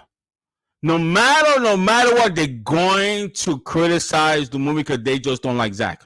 I guarantee you, even if it's good, they're going to complain. Oh, it's too long. Oh, I didn't like the way the Batman moved. He didn't smile. Superman's suit was black instead of red. I mean, you're going to have those kind of people. Okay? But this is why I'm employing Warner Brothers to do the right thing and listen to the consumer. Listen to the fans. Listen to the hardcore DC fans. Don't be an imitator. Don't imitate Marvel. You can never be Marvel. You can never ever be Marvel. And those people, Scott Middleton, that are complaining about that superhero movie is supposed to be rated G or rated PG. Why is Zack Snyder movies rated R? Are the same people that applaud the Falcon and the Winter Soldier being rated R. That's why you can't listen to those kind of people. Block it out. Block it out. Because they're hypocritical, they're phony. So block those out. So right now I'm gonna ask the family just to not worry about the negativity that's going on right now. I'm looking forward towards the 18th. Again, it's been a long journey. I'm a suicide survivor, so that foundation, the American Suicide Foundation, it hits home to me. Obviously, the Diabetes Foundation, the foundation that I just started, not what I just started, but helping raise money. It's because of my kids. So that being said, I see Eric in the background, so I'm gonna bring him in, folks. Eric, my man, nice meeting you, man. I want to thank you so much for joining me during this exciting time. How are you doing? Yeah, I'm doing great. Thanks for having me. I'm excited to be here. Not a problem. How's the weather where you at? Because here in Florida, it's about 50. I'm from New York, so 50 to me is winter, is summertime. It is. You know, but here in Florida, you should see all the people those Floridians are complaining. I mean, I got my daughter, you know, with earmuffs and gloves and all that stuff. I'm like, oh my God, it's beautiful out there. So how's the weather where you at? Yeah, no, I feel that because a lot of my friends and coworkers live in Los Angeles, and when it's like 60 degrees there, it's like the apocalypse to folks. So, but yeah, no, you know, when you're in the middle of winter, I'm in New York, it's cold, but it's like warming up. When it warms up to like 45 in February, you know, it feels really warm. It feels like summer, and I think it's just because your body, you know, when you're an East Coaster, you know, Northeast, your body gets used to sort of dealing with the colder weather. If we got like 45 degrees in the middle of summer, it would be freezing. But in the middle of February, it's a treat. So, you know, dealing with some snow, we had some snow come through. A lot of the country had some snow come through. So we're de-thawing and melting. And I'm ready though for spring. Like I'm ready. The last time I was in New York, I think it was a couple of years ago, but I was born and raised in Brooklyn, East New York. Yeah. Brooklyn, East New York. But I remember the last time I lived in New York, the last 3 years, the end of March, beginning April, New York always had the last big storm, like the snowstorm that always hit New York. So hopefully that doesn't happen. Now let's discuss. First of all, I want to take it back to BVS. Okay. How did you like BVS? Batman versus Superman? Yeah. I was actually just talking to somebody last night who was getting ready to. I'm not sure if they're talking to Zack Snyder for the new cut, but they were just diving into the BVS Ultimate Edition, and so we were texting a little bit. They had just watched Man of Steel. They were kind of doing like the rewatch, the sort of the Zack Snyder DC rewatch before the new cut comes out. So yeah, no, I'm a fan of the extended edition more so than the theatrical cut. Yes. But yeah, I'm a fan. I feel like that film starts out really strong. For me, it slows down a little bit in the middle, like talking like more around like the courtroom scene, and felt like it slowed down a little bit, but then it heats up towards the end. But I was talking to my friend about that ending, and you know, a lot of times when you look at the Zack Snyder films, I think you have to look at them within the context of what was happening in the industry at the time. Right. And I feel like that BVS ending, you know, they got a lot of flack. Zack Snyder and Warner Brothers got a lot of flack at the end of Man of Steel because there was so much like destruction of the city. And I remember going into BVS, there was a conversation that was happening a lot online about just destruction in movies and how it's not right. You know, thousands or hundreds of people are dying on screen. But it's just about these two, you know, hero and villain fighting each other. And I remember that was a really big conversation between Man of Steel and BVS. And so that ending of BVS, I think, is good. It's strong. It's a cool fight. Love Wonder Woman coming in. But I do think it, in some sense, it is a reaction to that conversation that was happening because, you know, there's nobody around. It's like a desolated area. And they're like, all right, now everybody can fight. And we don't got to hear people complaining about this mass death. And why I bring that up is because I was literally talking about this last night to my buddy. And I was like, you know, Thanos can snap his fingers and half of the universe can die. And that's cool. That's like the coolest thing ever. But it's interesting. Look at the first Avenger. Look at Age of Ultron. There was destruction there. Yeah. And no one had a problem with that. No one had a problem with that. So to me, I think it goes a little deeper because you know, you're correct. I remember when I first watched Man of Steel, because I'm a big Superman fan. He's my number one character. So I love Superman. Mm-hmm. And I understood the story until I saw something uncomfortable that I've never seen Superman do before on the screen. Now, but if you analyze it, and because there's a notion that Superman doesn't kill. Right, so then I looked at Superman 2, the Richard Donner cut, and Superman. I'm sorry for people to say that Zod didn't die. Well, no, I'm sorry. You know, he did die. Superman picked him up. He was had superpowers. Threw him across, fell down, There's no human being alive who's gonna survive that fall, none whatsoever. So, but I think it's the going back to Man of Steel is I've never seen Superman snap someone's neck. So when I first saw that scene, it really it made me uncomfortable, and I was in the middle because I've never seen that before. It took me watching it the second and third time, and it took me asking myself this question.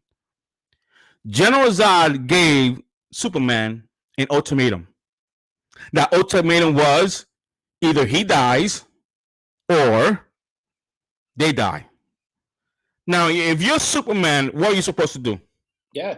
If you're in that situation, he just told you that you have two choices. You either kill me or those people die. And you see it in the anguish when Superman screamed, a combination of he just killed one of his own. He just killed the last of his kind. So he was in pain, and he had no other choice, because if he didn't do, so I understood why he did it, and I accepted it. And the more I watched it, the more I loved Man of Steel. Going back to BVS, the two major thing that people came away, because I remember like it was yesterday, and they said, and I said in the opening, for me, that the movement started the week before BVS was released, when the critics score came out. Okay. I think that right there, to me, that's where it all began, because Zach even said it, that when he saw the backlash, he had to change his script to Justice League. So that right there. Yeah. I think that there was a lot of, first, just to back up to that story decision, I was all for it. I am not somebody who is as sort of beholden, or I don't believe that, because of a character is a certain way for a long time in the comics, I am somebody who is in favor of changing things up. And so I'm in favor of doing something completely different that we've never seen from a character before, because why not? I mean, we've been telling these stories for decades about these characters. Why not change something up and see how it goes? But it also, as the first film for Zach and Superman, I felt like you had to kind of make a decision like that, because, you have to look at Man of Steel as like the beginning of an arc for Zach's version of this character. And what better way to begin an arc than to have a character make a decision that we've never seen that character make before, that goes against everything that we know about that character, because that is the best place to start with an arc. And with Superman is a hard character. Superman is like a god. He's indestructible. He's kind to everyone. He doesn't kill anyone. That's a hard character to kind of write an arc for, that we see a complete change of throughout the films. And I feel like I don't necessarily know if we got to see what that original intention was for Superman and Henry Cavill's version of it through into BVS, into Justice League. I think to a certain sense we see it. I think he gets angrier. And I think that's a good thing, because I think there's nothing scarier than a really angry Superman. That creates conflict, that creates drama. That's what we want to see. So I'm okay with those decisions, and I think they were good ones. I'm also was okay with it, and as you know, Eric, controversy sells. Of course, controversy sells, and like you said, the hardest thing that's why some directors don't want to touch the Superman character, because what can you write? Like you say, he's indestructible. I mean, he's the most powerful man in the DC in the DC. But what really gets me upset is that if you follow comics, the comics always adapt to the time that they were written on. Mm-hmm. So Superman has evolved from the 1930s to now. Same thing with Batman. All these supposed to comic book geeks, okay, they should know that these characters always evolve according to their time. So Zack Snyder could not write a script what was happening in the 1970s. He couldn't do it. I mean, those same people wanted Superman to save a cat because it was cool. I mean, you have to be different, and this is what I was imploring, to Warner Brothers. You can't be Marvel. Marvel is great for what they do. They have an audience, and it's mostly for kids and Marvel fans. DC, you're not meant to be Marvel. You're separate. Be different. Am I right? Am I wrong? I mean, that is a large conversation to have, and I think that to a certain extent, Warner Brothers and DC, they had the cards stacked against them. Marvel was pretty far along in the cinematic universe. They were already up to the Avengers. And I think there was pressure on Warner Brothers because they had DC, so everybody was like, Marvel's doing all this cool stuff. And now where's DC? And this one studio had all of these characters, and they were in different places and different stages. And I think there was a lot of pressure.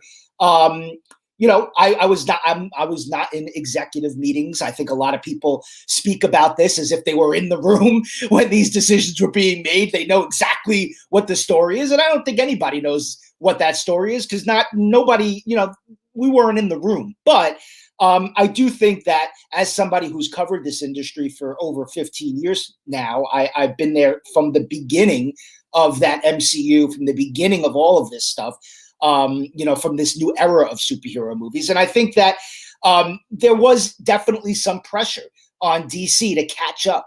And when you have that pressure that you have to now catch up to something, you're going to make bad decisions. You're going to make rushed story decisions. You're going to make rushed casting decisions. And you're going to say, let's just, rush this out so we can get to Justice League, so we can catch up to Avengers. And I think that at that time, DC was kind of going through a bit of a personality disorder. The Nolan Dark Knight films were so popular.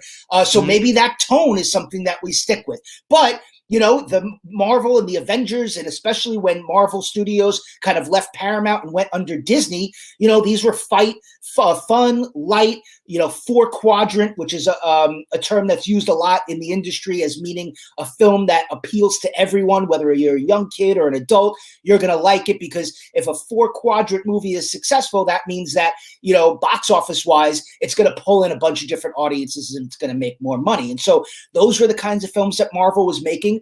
Love them to death. So I'm not ragging against them, but I think there was a certain pressure that DC had was to not just stick with what was popular with Nolan, but then to also catch up to Marvel and do something like what Marvel is doing because they're really successful at it. And so when you have all of those things combining at the same time, and then you have somebody like Zack Snyder, who was sort of given the keys to the kingdom, and now he's like, all right, well, you gave me the keys, so you got to kind of let me drive the car. And they're like, well, no, you can't drive the car this way. And you can't go down that road. And you can't go down this road. And they don't like that. They don't like this. And so by the time this guy got to Justice League, the cards were stacked against him really like no other filmmaker in the history of superhero filmmaking.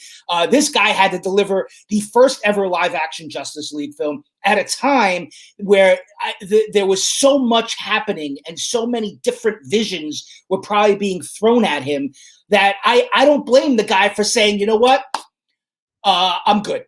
You guys go do what you think you have to make. And so, I think that context is very important to have.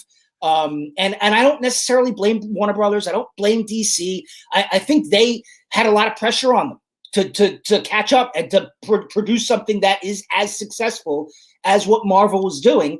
And when you're in that kind of situation, you're going to make bad decisions no matter what. In the history of film, not even DC, Marvel excluded, when you're in that position where you have to force something out in order to make it as successful as something else that's completely different from what you're doing, there are going to be bad decisions that are made. So I think all of that context is important for people to take into this. And I know it's easy to be angry and blame that person and say they screwed it up and they screwed it up. But I think there were just a number of factors that played into all of this, that there isn't one specific person that is to blame. Zach just got caught up in all of it. I think it was unfortunate for him.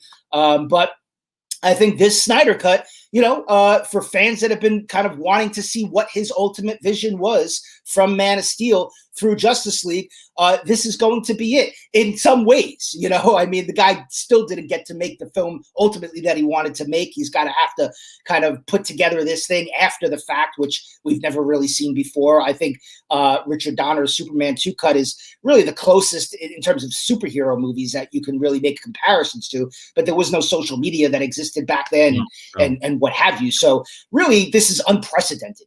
And I think you have to understand that too when you have a conversation about this film. Right. You said something very interesting. Because I've had discussion this, with fans and even on my own show, and I think you're right. I think Warner Brothers felt the pressure, and they I think in my view, they put an expectation that not even Nolan could have fulfilled. Now, what do I mean by that? Well, did they put an expectation, or did the audience put an expectation on them to deliver something? This is my opinion. This is my opinion. I think the decision maker for Warner Brothers, when they saw the amount of money that the Marvel was making, the Avenger was making, I think they put an expectation on Zach. We need to make this amount. Yeah, for sure. And I think, and if you sit back, Man of Steel for an opening, to start a universe, made close to $700 million.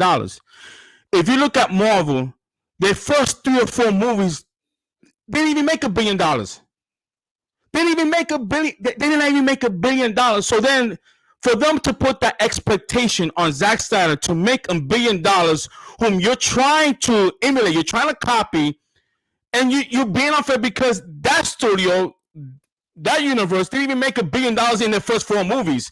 Well, so yeah. I mean, I think that impacted that. Yeah. That impacted, Zach's decision, which he even said he got into it to make a 5-story arc. He was not going to make a 10, 15, 20 movies. They knew that. And the problem that I have with the studio is, let the man, because I'm a level-headed guy, and I'm looking at it from a business standpoint. If they wanted to move on, it's okay. I mean, if you have expectation, regardless if it's rightfully or unjust, you don't meet it, it's okay to move on. But let the man at least finish what he started, so you can move on. By them procrastinating, they find themselves in, basically, they're behind 4 or 5 years. Yeah. That's exactly. I mean, you're exactly right. Like I said, from the get-go, the cards were stacked against him because he's starting at a place.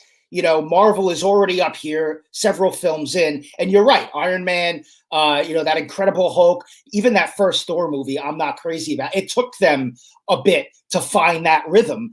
The DCEU was not afforded that room to grow, right? Because they were starting at a place where Marvel was already kicking it, and they were kind of told, okay, you have to go from here all the way there in the span of like 1 movie, because we have to catch up. And look, I don't know. Like I said, I wasn't in these rooms. Right. I'm not saying that was specifically told to him. I'm sure you heard things. I'm sure you have people who are connected. Yeah. I'm sure you heard things. To me, I place the onus, the fault on the 2 people, Kevin T and Tommy Emmerich. Now, it's unfortunate, and I think the studio was in trouble once the Kevin had to step down for sexual misconduct. He had to step down, but I don't, help me understand, and maybe I'm naive. Help me understand, what does the studio see in Tommy Emmerich? I mean, everything that he has touched, it hasn't flourished. He didn't believe in the Joker. It made him $1 billion. Well, Lewis, that's just one bad decision. Do you want a person in charge of your company that costs $1 billion, Eric? Yeah, I mean, look, I'm not. I have a very good working relationship with all the studios. That's part of my job, so I am not going to go and attack any one single executive because I'm not walking around those halls. I am not a person that's close to that decision making, so I can't say what he is or isn't bringing to the table. Obviously, he's still there. He's still doing his thing. He must be very well respected at the studio. He must be making smart business decisions that are adding to the revenue of that company. I don't know. Like I'm not. I don't work there. So I don't. You know. I respect that. Just I'm just looking at it from a consumer standpoint. Obviously, if you have a good relationship, I don't want to put you in that situation. I'm just looking at it from a distance.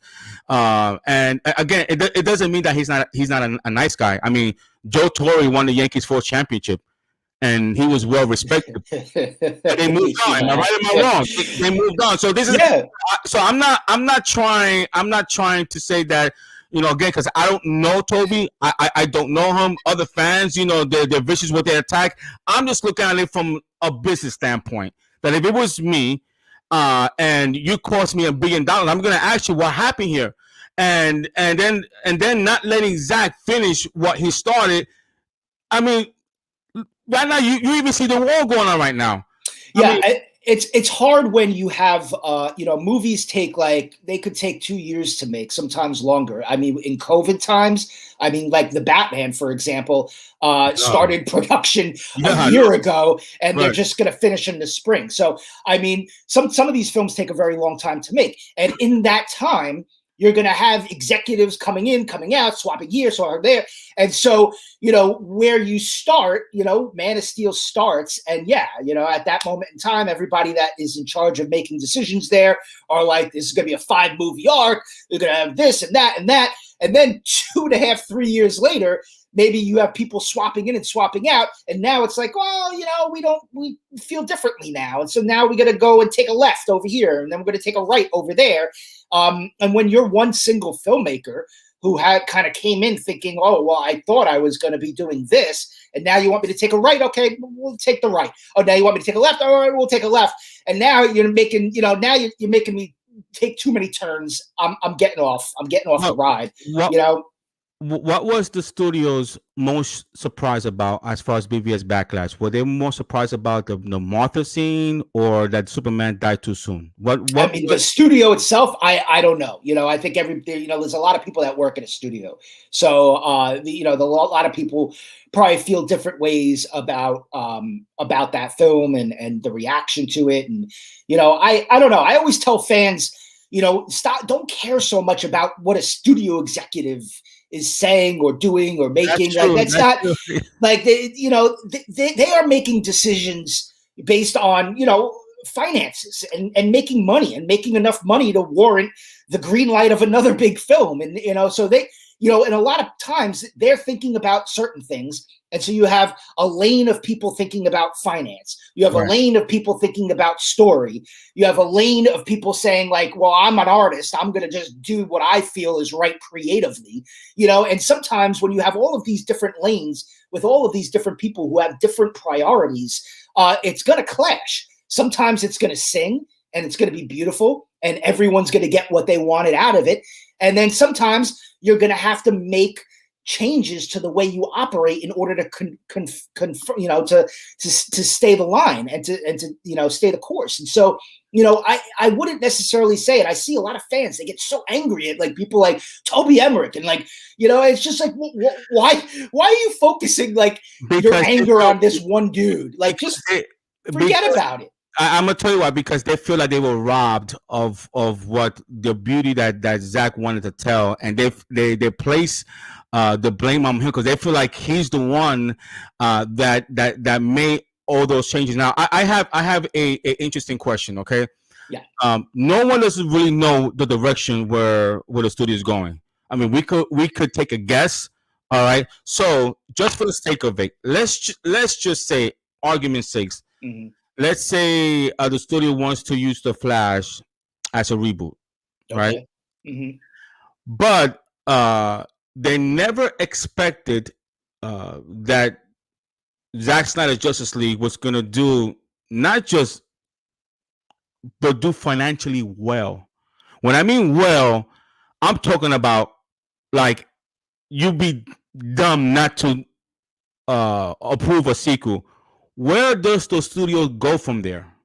Well, first of all, we don't know how successful Zack Snyder's Justice League is just yet, and I don't know if we'll ever know, right? Because this is a film that is just going right to HBO Max. It's not getting a theatrical play. I had heard rumblings that they were maybe thinking about fan screenings, but we haven't heard anything about that. Right. So that may be a touchy subject right now because COVID is still going on, right. and even though the vaccine's coming out, so this movie is landing.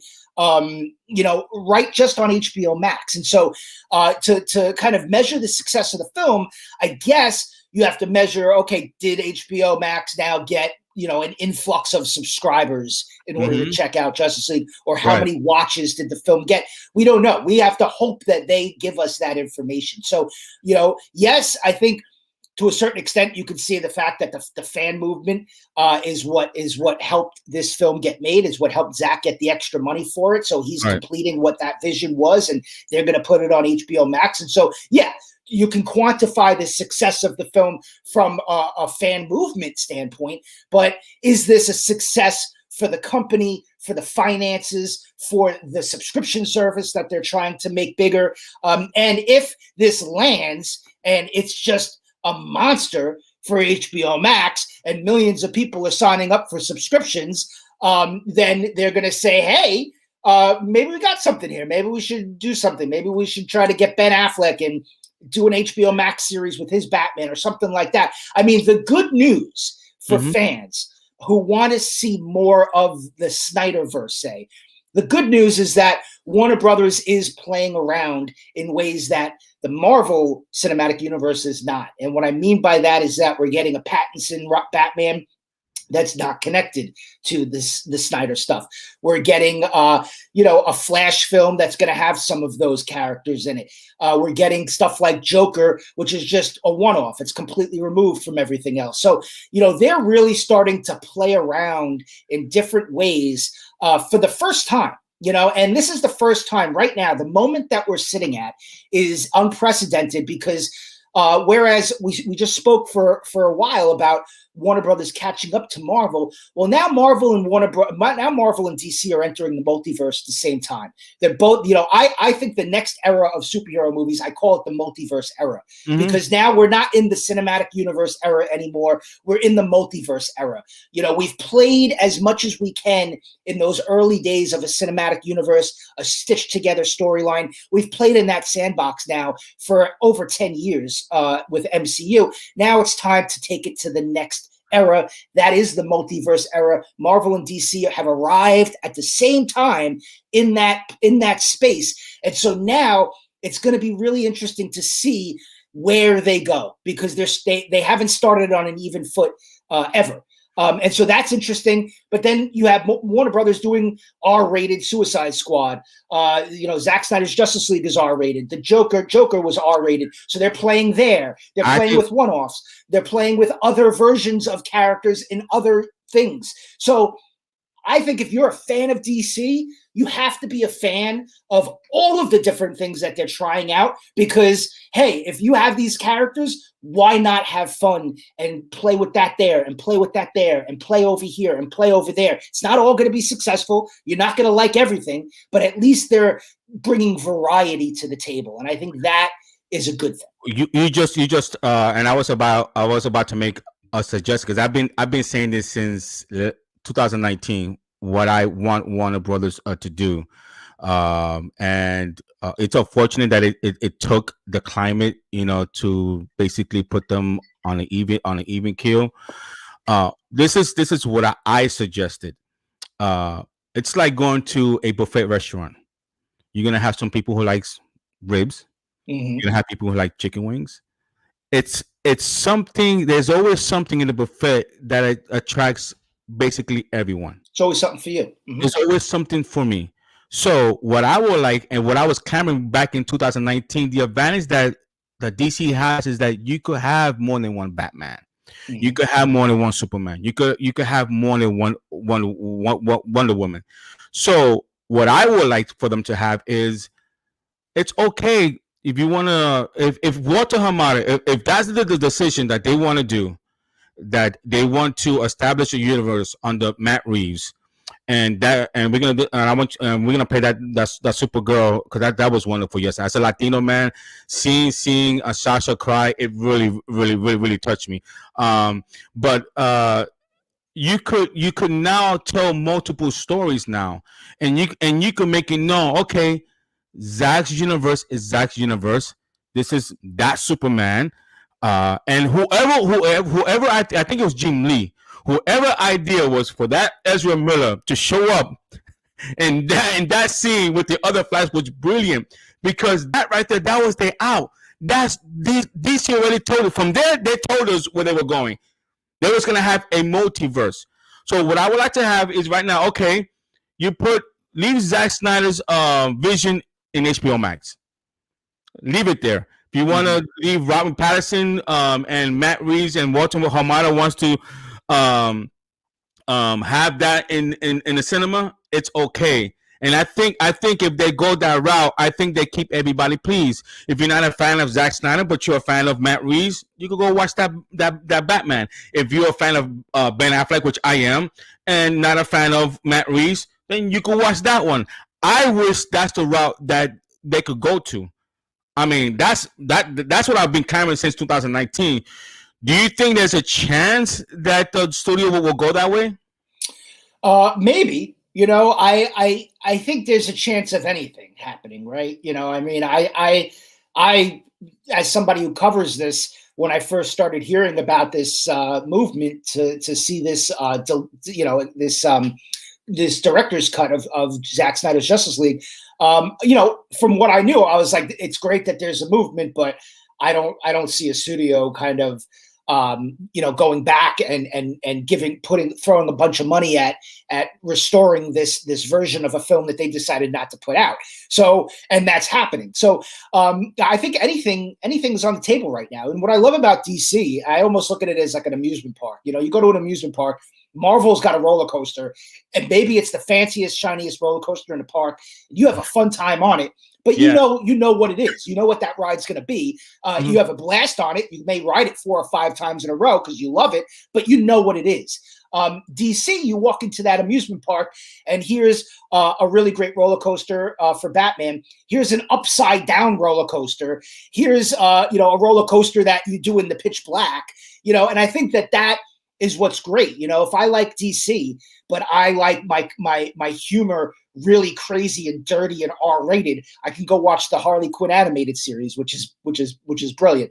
If I don't like that, if I like it a little bit more family friendly and a little bit more watered down, maybe to an extent, and maybe lower budgeted, I can go watch the CW shows, which I really love that they're introducing this Superman show, Superman and Lois, with his family, because I think the key to figuring out Superman and making him interesting is to bring more conflict into his life, like we were talking about before. Make him make a decision that he's never made before.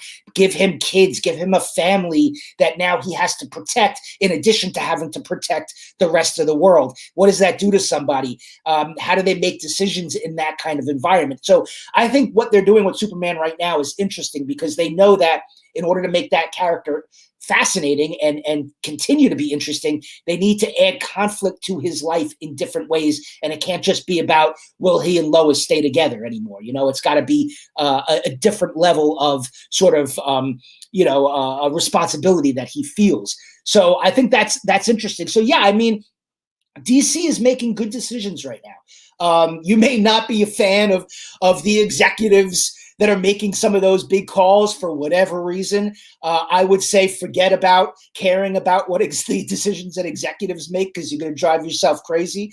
I would say, find the characters that you love, find the corners of the DC universe that you love and just hang out there and watch that.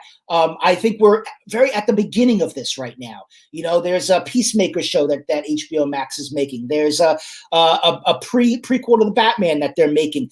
Give it a couple of years. Same with Marvel. Give this new era a couple of years. I think what's great is that we're finally, for the first time, and this is something that I've been tracking for probably about 8 or 9 years, was that day that we come to where you have a TV show that's speaking narratively to a film, and the film is speaking narratively to the TV show, and vice versa.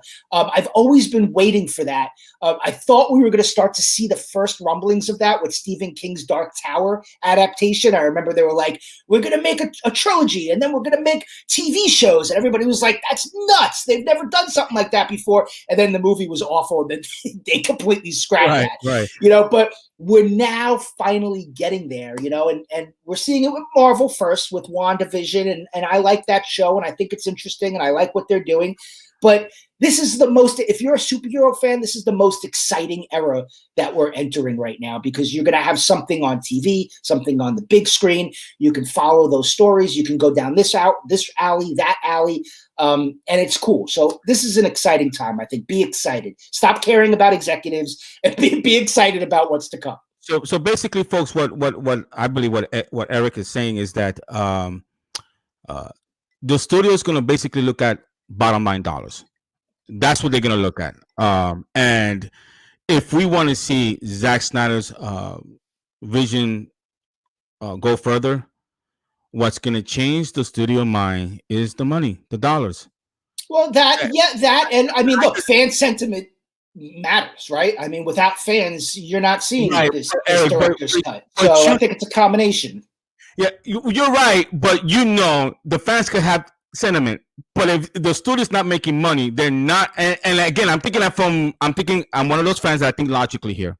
Okay, I understand you know you like this universe, but I'm not gonna put my company at risk if it's not gonna profit. I'm just thinking at from the studio standpoint. So what I'm trying to tell the fan is, okay, yes, they see the sentiment in there, but we got to show them, okay, that we're gonna show up. And to me, this is my opinion only. I don't see a studio investing. And again, I'm just telling you the numbers that I heard. If it's let's just say it's $70 million, I don't see the studios investing $70 million on a project that is one and done. I don't see that. I believe that if they invested that amount of money, it's up to us, the consumer, to show the studio you made the right investment, and we show up not just a little bit. We make the decision for them. And how do we do that? We subscribe, and we make that movie the most successful movie that DC has ever seen. We force their hand. I mean, that's what I think. Yeah, I mean, you know, and to a certain extent, you know, they're giving themselves the room, right? Because this Flash movie that's coming out, they got Michael Keaton's Batman in there. They have Ben Affleck's Batman in there, you know, so they're going to be blending some of what we saw pre-DCEU with DCEU, with Zack Snyder's verse. So they're going to give themselves the room, and it seems at least the pathways to have stories that contain all of these characters. Maybe Michael Keaton's Batman then gets you know, a solo film that speaks to sort of, you know, the aging Batman Eric, Beyond kind of thing. I know he is. I know that. Okay, there is no way. And whoever made this decision was brilliant. If we're gonna bring a Michael Keaton in, I mean, he wants to finish. I mean, he's made it known that he wants a third movie. It's no secret that he wants a third movie. So I think that was whoever made that decision was a brilliant idea. Of course, I'm an older gentleman, so Michael Keaton is my favorite. Keaton's actually my favorite Batman. I know a lot of people love Affleck, and I like Affleck too, but I felt like Affleck's Bruce Wayne sort of lacked the charisma that I know Affleck can bring to it. And I think, you know, when you look at the character of Batman, you know, what I love about Keaton is he's not a brawler. He's not the brawler version of Batman that maybe No. Affleck was. Affleck was a bit of a brawler. He bulked up. He was a big dude. He was like a badass Batman. But Keaton was like, he leaned into the eccentric side of Bruce Wayne. I mean, look at this guy. I mean, the guy's a millionaire. His parents died. He decides he's got all the money in the world, all the toys and gadgets. He decides to become a vigilante, I mean, that kind of person has to be a little bit nuts to begin with. And what I love about Keaton's Batman is he leaned into that eccentricity of Bruce Wayne. And that's kind of the side that I like. I like seeing this nutty billionaire, with all these toys and everything at his disposal, kind of fight crime. I think that's interesting from a brawler standpoint, but it's also interesting from like a psychological standpoint. Like, who is this freaking lunatic? And Keaton kind of gave us some of that, and Burton leaned into Gotham in a way that I feel like we haven't seen Gotham City as a character in the same way that we saw it in Burton's two films. I loved his Gotham City. I thought it had so much character. It felt like a real city, but it also felt like a pretend city.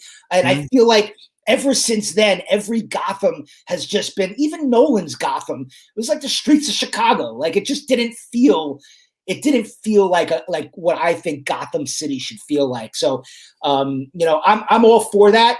I would say let Burton make the third Batman movie. Who cares? Why not? I think we're really gonna get Batman Beyond, because honestly, Keaton and my opinion, Ben Affleck is the best Batman. However, if someone tells me Keaton is their favorite Batman, he is so respected that I couldn't tell you're wrong, because he was that. I mean, for those, because I saw that. So you younger generation don't understand. When we first saw Michael Keaton, the first Batman in cinema, to me, he exceeded our expectation. Yeah. I mean, not just by small. It was humongous. When it first came out, everybody loved Michael Keaton.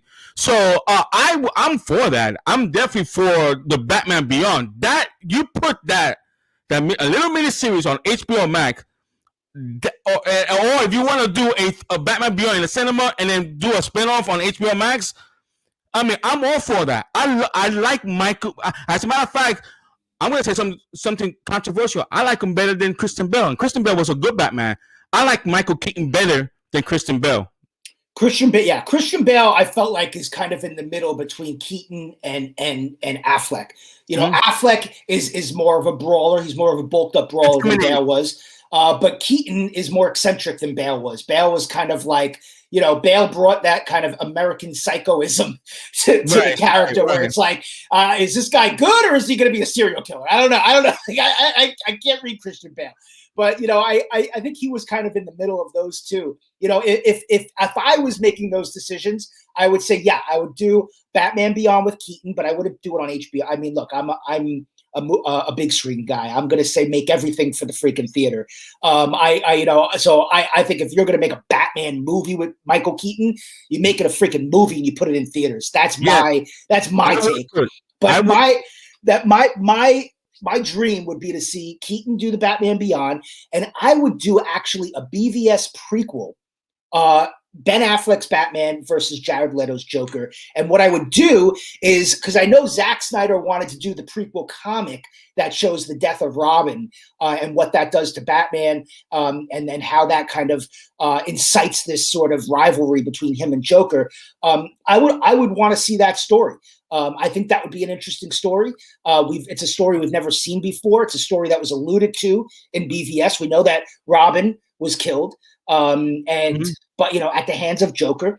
And what does that do? I think, what is it? We haven't really seen, and I'm trying to think, we haven't really seen, at least in the modern era, when it comes to Batman and Joker, a movie where Joker, really makes a decision. I'm trying to think of Dark Knight. He doesn't really kill anybody that is that close to Batman. Well, with the exception of Gyllenhaal's character, she dies. And I think we do see some of that spill into the third Batman movie, but because it changed actresses. I don't know. I think that decision didn't resonate, I think, as much with fans as it maybe could have. But Right. I think if we have that movie, yeah, if we had that movie where, you know, Batman and Robin and their best friends and their teammates and their collaborators, and then we have this Joker come in and take that away from Batman, I think that's something that we haven't seen yet. We've seen his love be taken away from him. But you know, that's a storyline that's crosses across all different comics and superheroes, where their love is stripped from them and it changes them. But what happens when your teammate and your collaborator and your 1-2 and your best buddy and your right hand man, when he's taken away from you from this psycho? What happens there? You know, I think there's an established fan base for Affleck's Batman. There's an established fan base for Leto's Joker. I think Jared Leto is a great actor. I think he's nuts. And I think that he was not allowed to really, I think, take on that version of Joker that he really deserved. You look at sort of these prolific Joker performances have both won Oscars now. You know, Heath Ledger, Joaquin Phoenix. This is a character that has so many different layers to him that it's worth seeing more of. And people want to see Batman versus Joker. You know, make a Batman versus Joker movie, make it set in that time pre-BVS, and just make that movie. And you know, that's what I would like to see. I think you said something very interesting that.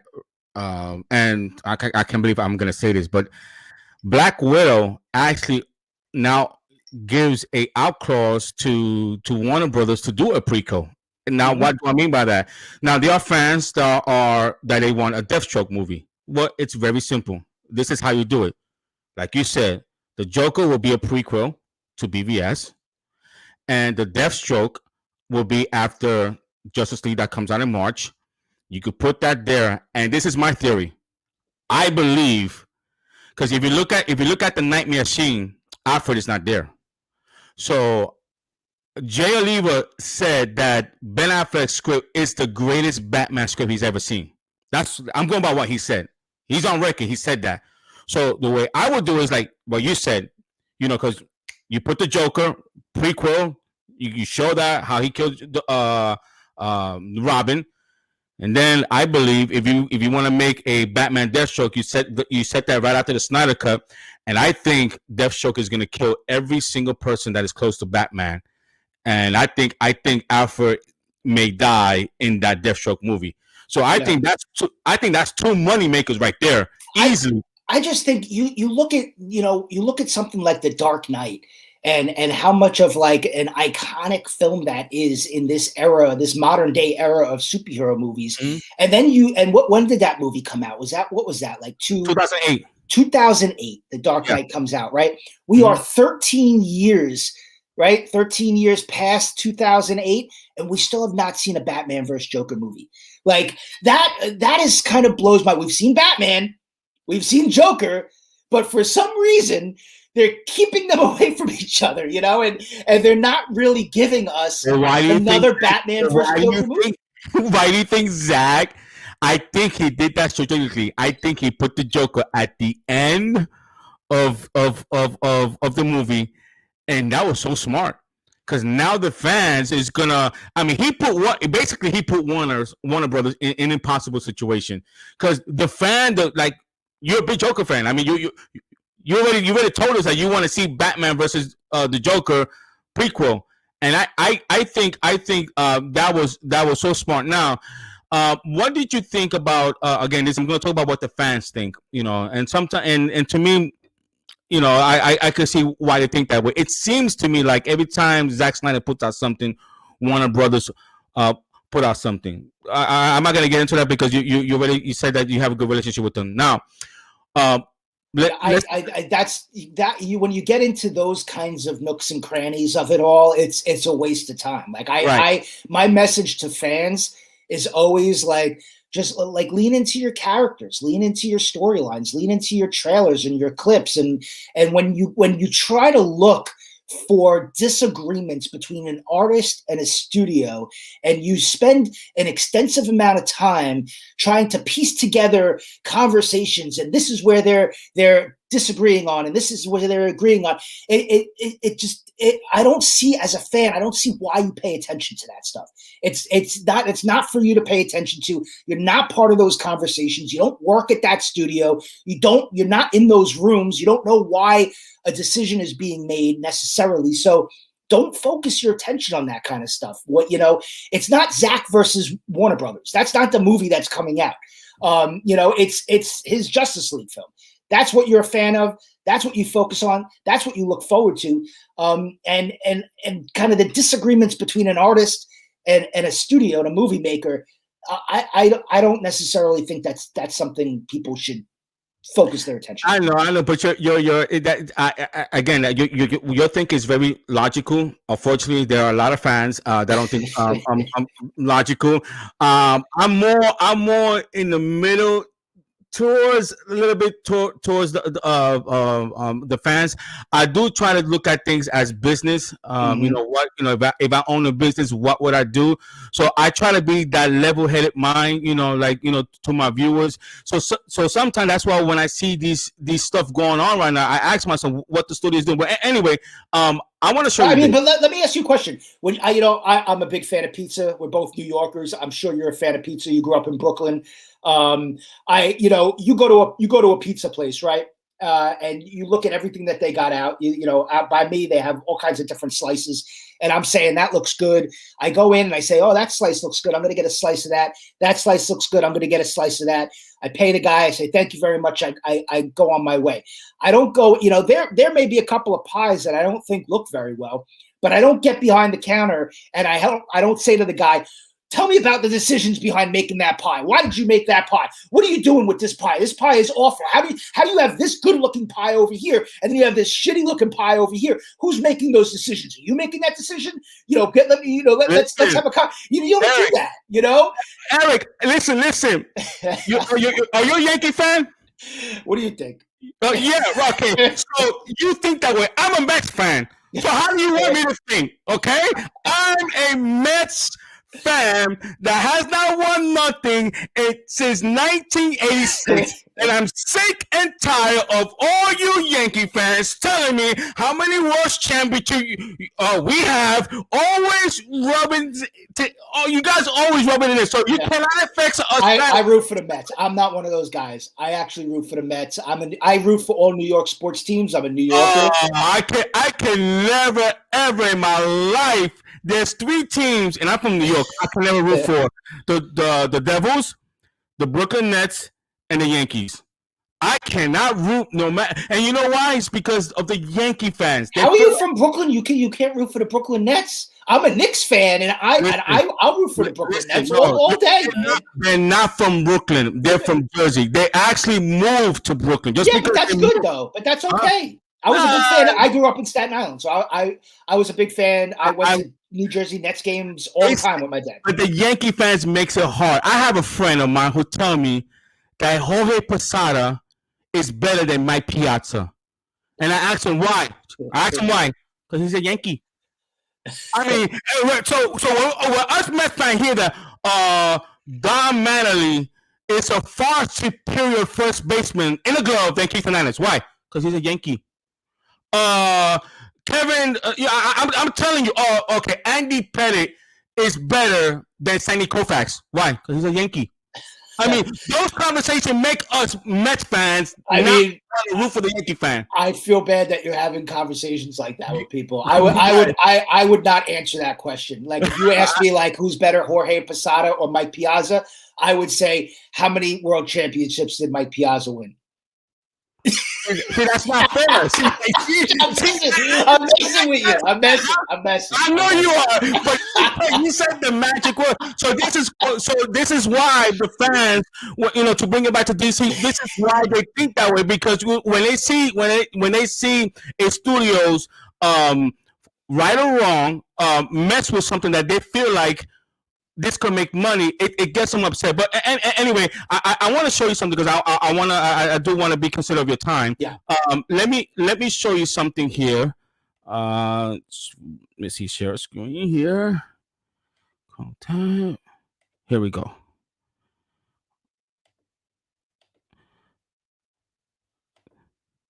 Tell me what you think. Hola. Hola, Sasha, ¿cómo estás? Muy bien, ¿y tú cómo estás? The truth is that I don't, we still don't have an answer, but I need to ask you a couple more questions. I mean, it's just part of the process. Yes, so. ask them, please. I've been dying over here. I'm not gonna lie. Okay, here it goes. Can you fly?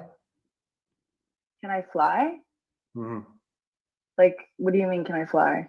Like fly, like physically. If you need me to. Okay. No, of course not. ¿Cómo así que sí puedo volar? O sea, All right. Do you want to fly? yeah, I would love to. Okay. Well, then maybe you will need this. You know what this is? What? You're Supergirl.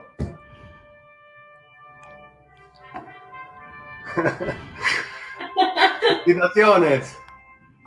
Muy bien. ¿Está bien, Sasha? I'm back. Felicitaciones. Congratulations, Sasha. You made it. You made it. Thank you, guys. This is like... Thank you. No, thank you. We're all thrilled about it. We're super happy.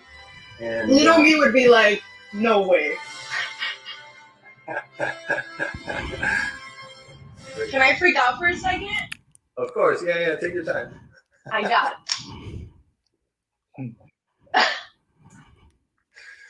¿Sabías lo que era? I can't. I'm probably not gonna stop crying all day, and I'll probably see you guys and talk to you guys, and also cry in the middle of a conversation. Okay. As a Latino, I know there's a lot of backlash with the race fishes situation, and it's unfortunate.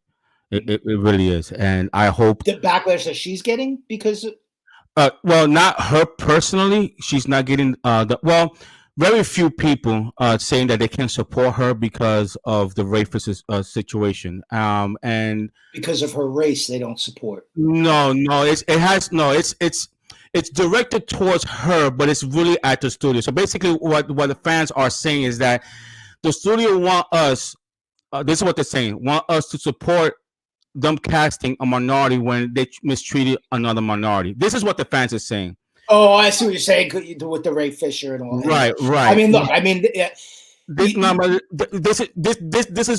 is what I'm telling them. Number one, she has nothing to do with whatever beef the studios, and she has nothing. So to take it out on her, I think it's unfair. I'm a bit biased, Eric. I'm Latino.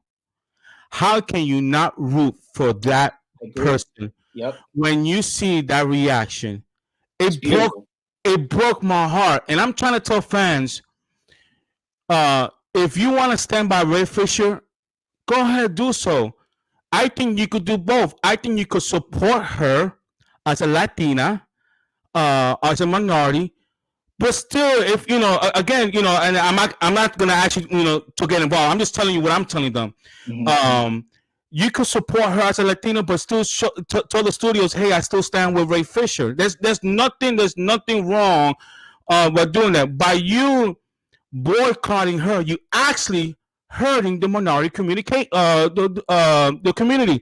What do I mean by that? When you reject one portion minority because you're seeing a mistreatment on the other one, you're hurting yourself. If we're gonna stand together and be for minorities, we could do both. This is what I'm asking the fans, and I understand there are some fans that just and to a point, I wonder myself, Warner Brother, why would you put that beautiful video on the same day with Zack Snyder? Now, I know you look at it from a different standpoint. I'm telling you how the fans are looking at it. It's hard for them to celebrate. But I still think that you could do both. I'm asking the fans to please let the Latina shine. Let her shine. She has nothing to do with whatever disagreement Warner Brothers and Ray Fisher may or may not have. Okay, she has nothing to do with it. It's not her fault. Same thing with Andy Machete. It's not his fault. It's not his fault. And if you want to see a Snyderverse, to me, you support Flash. Well, Lewis, don't you not care how they treated Ray Fisher? Yes, I do care. Yes, and you know how we back up Ray Fisher? By making Zack Snyder Justice League the most successful DCE movie out there. That's how you support Ray Fisher, by making that movie of success, because Zack Snyder said that Cyborg, Ray Fisher, is the heart of Justice League. So if he's the heart of Justice League, you make that movie big, but still support Andy Machete, who's Argentina Latino minority, and they just cast a Latina, another minority. Yes, I do want Ray Fisher back in Cyborg in Flash, but the only chance we have that doing that is making Justice League a success. Do you as a Latino, do you see where I'm coming from? Eric? Yeah, I watched that video. I have tears in my eyes. I mean, when you hear that iconic score and you see this woman, really her dreams are coming true, literally right in front of your eyes. We don't get a lot of opportunities. We don't have a lot of opportunities to see. And this reminds me in some ways of Gal Gadot's casting, because she was unknown, nobody really, relatively unknown, and she was cast. And same with this woman. She was on a Young and the Restless, not very well known, and she's kind of ripped from obscurity in some ways and given this giant role. And you're watching it with your own eyes, hardly know the moment, and she's. Matched with that score. And I love that they added that score. And I hope it's her score. I hope it's behind her too when she's in that film as Supergirl. I think it's lovely, and I think it's beautiful. And Andy Machete I've interviewed the guy for his It movies. He's a smart guy. He's a funny guy. Really knows story. Really knows ensemble casts, which I think is very important. And especially with these superhero movies that have big ensemble casts, you need filmmakers that know how to wrangle that and know how to make and ping off of people. And this Flash movie sounds like it's shaping up to be a bit of a big movie. So I support him. I support her. I agree with you. I would say kind of leave that. I would say if you support Ray Fisher and everything that he says, and support him, support the other films that he's going to do beyond Justice League. This man is an actor. Actors do other films that have nothing to do with superheroes. So if you support him, support his career, support his other films, go buy tickets to see them, and support Zack Snyder's Justice League. The fans wants to see Ray Fisher back at Cyborg, and when I'm trying to tell them that you can do both. You could support this Latina, you could support this Latino and Flash. Because the way that they're looking at it is, if I support that movie, I'm supporting what Warner Brothers did with Ray Fisher, and I'm trying to tell them, no, you're not, because the way you support Ray Fisher, if you want Cyborgs back, again, guys, at the end of the day, okay, when it comes to show business, they put away. I mean, how many times did Vince McMahon bring Hulk Hogan back? Why? Because money, smart business. He's on record saying it's smart business. When it comes to showtime, you put away your personal feelings and you think business. If we want Ray Fisher back, I'm telling you, folks, okay, and I don't know as much as you know, Eric, but I know this much. You could support the Flash, this Latina, and still support Ray by making. I'm telling you guys, if you make Justice League big. If they greenlit Justice League 2 and 3, I promise you, Zack is going to bring back Ray Fisher. Zack is not doing JL2 and JL3 without his people. No way. I don't know if Zack's doing JL2 and JL3, period. To be honest with you, I mean, let's be real here. Well, Eric, if he does, if he does, he's going to bring back his people, not? I mean, hey, I'm really excited to see this Army of the Dead, I believe it's called, his upcoming movie.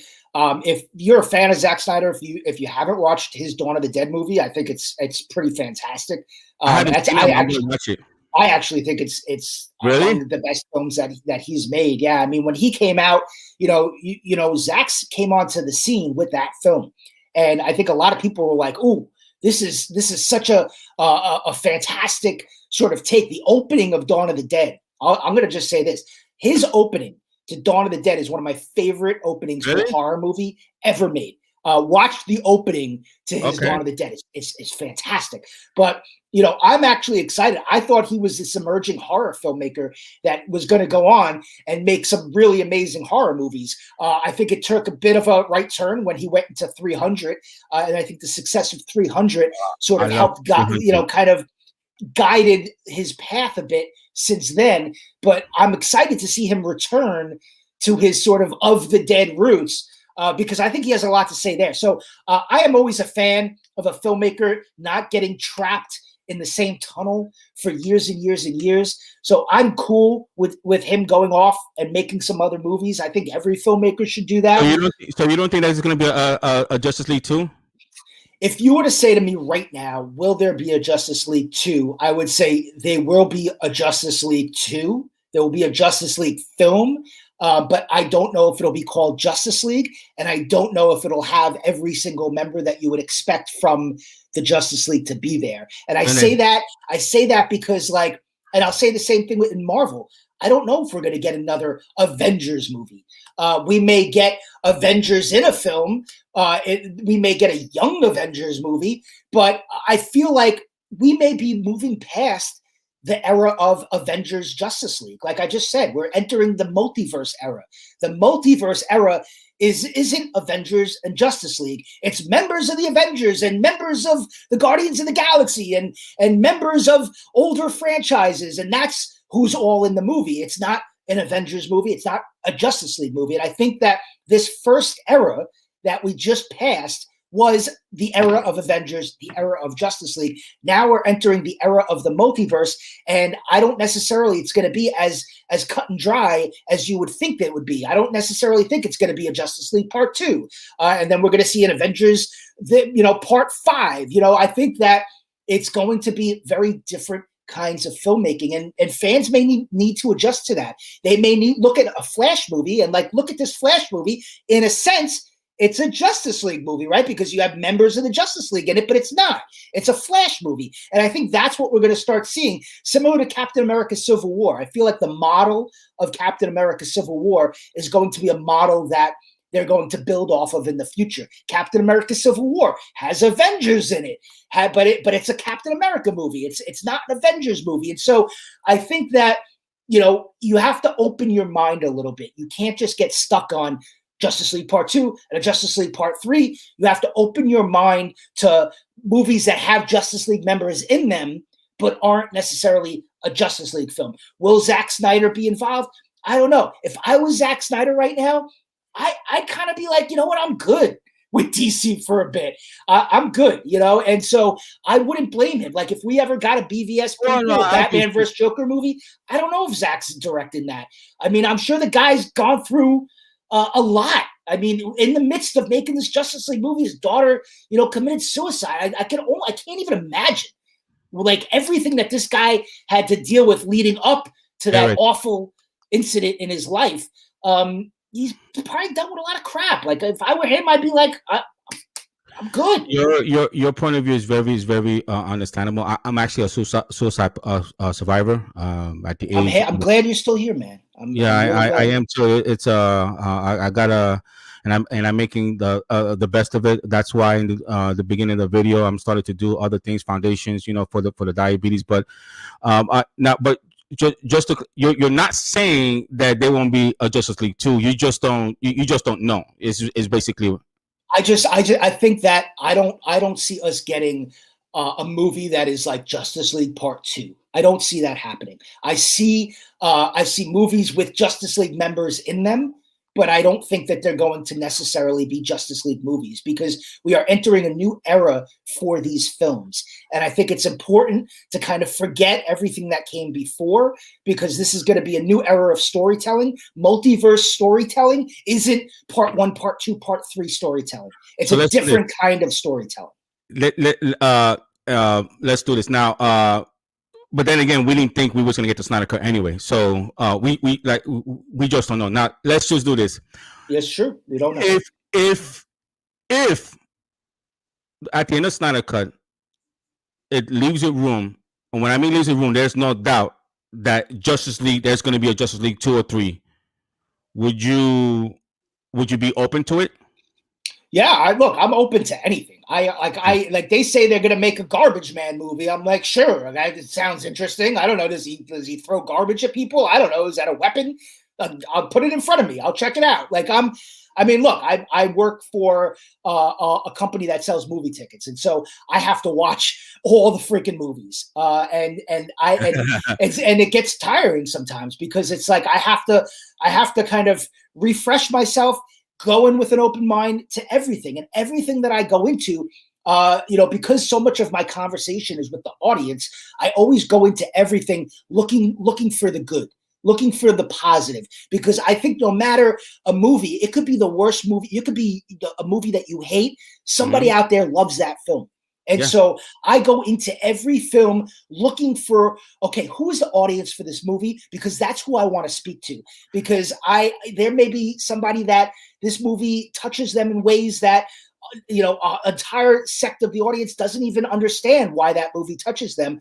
But if I can bring them to that journey, then I feel like I've done my job. And, a lot of people get on me for that. If you see me on Twitter, I'm very positive about movies, and there are people like, this guy's a shill. They're like, this guy's awful. And then I say to those people, there are a lot of movies I don't like, but I just don't talk about those movies because I feel like, what is the sense? I feel this is why I get so mad, with the, like for example, I saw Watchmen.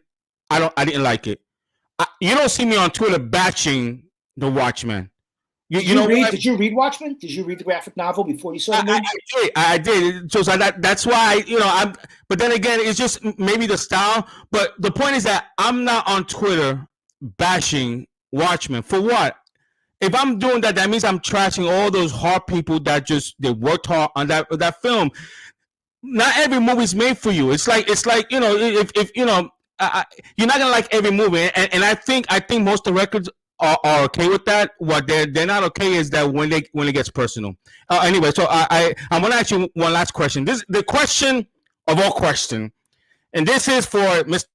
Zack Snyder to hear. Okay. Mr. Larry Fong, Mr. Fabian Wagner, because I actually have a funny feeling what you're gonna say. The question that would transcend Twitter. That an argument that Zack Snyder himself started. Mr. Eric Davis. Yes. Are you a fan of pineapple on pizza? Tell the world, are you a fan of pineapple on pizza? Now, you live in New York where true cheesy pizza is the bomb. But anyway, answer that question. Is Mr. Davis a fan of pineapple on pizza? First of all, the short answer is no. You're out of your freaking mind. There is anybody from New York who was born and raised in New York, and you're from Brooklyn, so I'm not even going to ask you this question because I know you're not a fan of pineapple on pizza because you're from Brooklyn. No, it's sacrilegious. I am somebody who, and it's not my side hustle, but I wish it was. I wish I was making money off of my love of pizza. That's one thing that I haven't done yet in my life. Sometimes I take stock of where I'm at in my life, and I'm like, what do I love that I haven't made money doing yet? Because I think when you're coming up and you're looking at what I want to do with my life, you want to do something you love, right? And I grew up, I didn't have a lot of friends, so I went to the movies every weekend. And the movies were like my friend, and that was what I did. I didn't go to the parties. I went to the movies. And so when I came out of school and I was like, what am I going to do with my life? That's the only thing I could think of was talking about movies, because that is what I love to do. And I've been lucky enough to figure out a way to do this for over 15 years, which is pretty hard to do and get paid for it, to watch movies. And so I'm doing what I love to do. And so I try to pour that love out to the audience and hope that it resonates with them and it feeds their love and passion for cinema. But then also my second love is pizza. And to this day, I haven't figured out a way to make money off of my love of pizza, but that is a goal of mine. A long-winded way of answering your question, pineapple and pizza, I wish it didn't exist. But if it's something that you love, if for some reason you have a slice of pineapple pizza and you're like, this is so good, God bless you, it's not for me. Because my wife and kids, they order Domino's pizza and they like the thin crust ham and pineapple, and I eat it, and they tell me, Dad, but I thought you said you don't like pineapple on pizza. I said, I don't. Why are you eating that? And I told them Domino's not pizza. I said, no, Domino's is not pizza. No, I mean, I'll eat if there's nothing else to eat. But like you said, I'm from Brooklyn, and there's no. So Zach actually likes pineapple on pizza. Godspeed, Zack Snyder. Yeah. Zach did not grow up in Brooklyn, though. Yeah. Listen, you need to go to New York, catch if Larry Fong is listening, because he actually told me that there's like a really, really good Italian restaurant of pizza here in Tampa that it's like real Italian pizza, and he agrees with me. No pineapple on pizza. So, folks, Eric Davis answered the pizza debate question. That's a question I'm going to ask all my guests if they're a fan of pineapple pizza. Once he told me that he lives in New York, once I saw that cap, I knew the answer is and was no. So thank you for telling me that. I didn't know that about Zack Snyder. So if the next time I do get a chance to interview him, and I don't know when that'll be, because I'm personally not covering Zack Snyder's Justice League, because it's on HBO Max, and so sometimes, because for films that go straight there, I don't necessarily cover them all the time. But the next time I do interview him, I promise you, my first question to him is that I heard you like pineapple on pizza. Explain that decision. Yeah, he actually put it on Twitter. It was, I mean, when he put that on Twitter, it was like 3 or 4 months ago. It's like everybody went crazy. It was like a whole big debate. Larry doesn't like pineapple on pizza, and Fabian Wagner said the only time that he would eat pineapple on pizza if it was the last thing on earth. You know what? You know what's so funny? And it just shows you how my love of pizza has generated videos for Fandango. We have a video. We went through this period of time where we asked celebrities, like, what do you eat in the theater? Like, what's your concession confession? And it's a lot of fun. We did a few of the videos. And then the concept got a little stale, so we stopped it. But one video, we actually did a pineapple on pizza video at CinemaCon. And CinemaCon, for those who don't know, is like it's a convention for theater exhibitors, and all of the people that own movie theaters and that work in the movie theater environment, they all go to this convention in Vegas, and then each studio comes and they do a presentation of all of the films that they have coming out. And a lot of that footage is not released to the public. It's only if you're in that room you see that footage. But I love to go there because it gives me a sense of everything that's coming out. What does it look like? And then I can come on shows like this and I can say, I've seen that footage. I know what it looks like. But we did this video for pepperoni on pizza that you should go check out. And most of the celebrities railed against it. When you all would just send me the link and I definitely check it out. Eric, you actually stay 15 minutes more than what we agreed. I did. My family's out of the house. Right, my son just got home, but my family's been out of the house. Okay. So I've been fortunate to have the time. I know what that means. Thank you for coming on. And hey, listen, if Justice League, the Snyder Cut, does leave room for Justice League 2, I would like you to come back and talk about that. Okay? Oh, without a doubt. And I would say as I go, because I know a lot of fans watch this, and just be cool to each other. I know there's a big conversation, and we didn't have it here, about the toxicity in the fandom. And I've had friends of mine that sent me images that I didn't like of fans of the Snyder Cut. sending them threats and don't go after film critics. Don't go after people. Try to take this passion. There is something unprecedented about this movement, of this fan movement. And what I love about it is that it's fueled on passion for Zack Snyder, passion for an artist's vision, passion for a film. And that passion is beautiful. And I think when it's directed towards the love of something, and it's directed towards helping out and raising money for a good cause, I think that passion is beautiful. When it's not beautiful is when you have a section of it that uses that passion for anger. And in order to kind of, push that anger to people that don't agree with you. And so, yeah, look, there are people that have the worst takes in the world. There are film critics that have the worst takes in the world, and you want to yell at them. They are just as guilty as a matter of fact, the toxic fan you're talking about, they are a small portion. But, yeah, I know. I just want to say that, just use that passion for good. Put positive vibes out there. And if you see somebody saying something you don't agree with, and you can't entertain a healthy debate, then just ignore it and focus on something that makes you feel good, And I think that's important. And I think it's an important thing, and it's an important message that I want to leave for you and for the fans because once this film comes out, there's this entire movement that's just kind of sitting there, right? Because it's been accomplished. You accomplished the mission, and now what is the next stage for this movement? I hope it's good. I hope it's to share love. I hope it's to share passion. I hope it's to amplify underrepresented voices like Sasha, and root for her Supergirl, and support Ray Fisher, and support his Cyborg, and just use your passion for good vibes and put that out into the world. And I promise you put good vibes into the world, it'll come back to you. Guys, I that's the perfect note to leave Eric in this conversation. I think most fans feel the same way. Like I was saying, you could do both. You could support Sasha, you could support Flash, but also still support Cyborg. It's true that there are some toxic fans out there, just like there are some toxic critics that I'm telling you, I could send you a screenshot that said that the reason Zack Snyder daughter committed suicide is because of his movie. And these are critics, so it goes. I know it goes both ways. People in this world, they sling ugliness, and sometimes it's how they thrive off of it.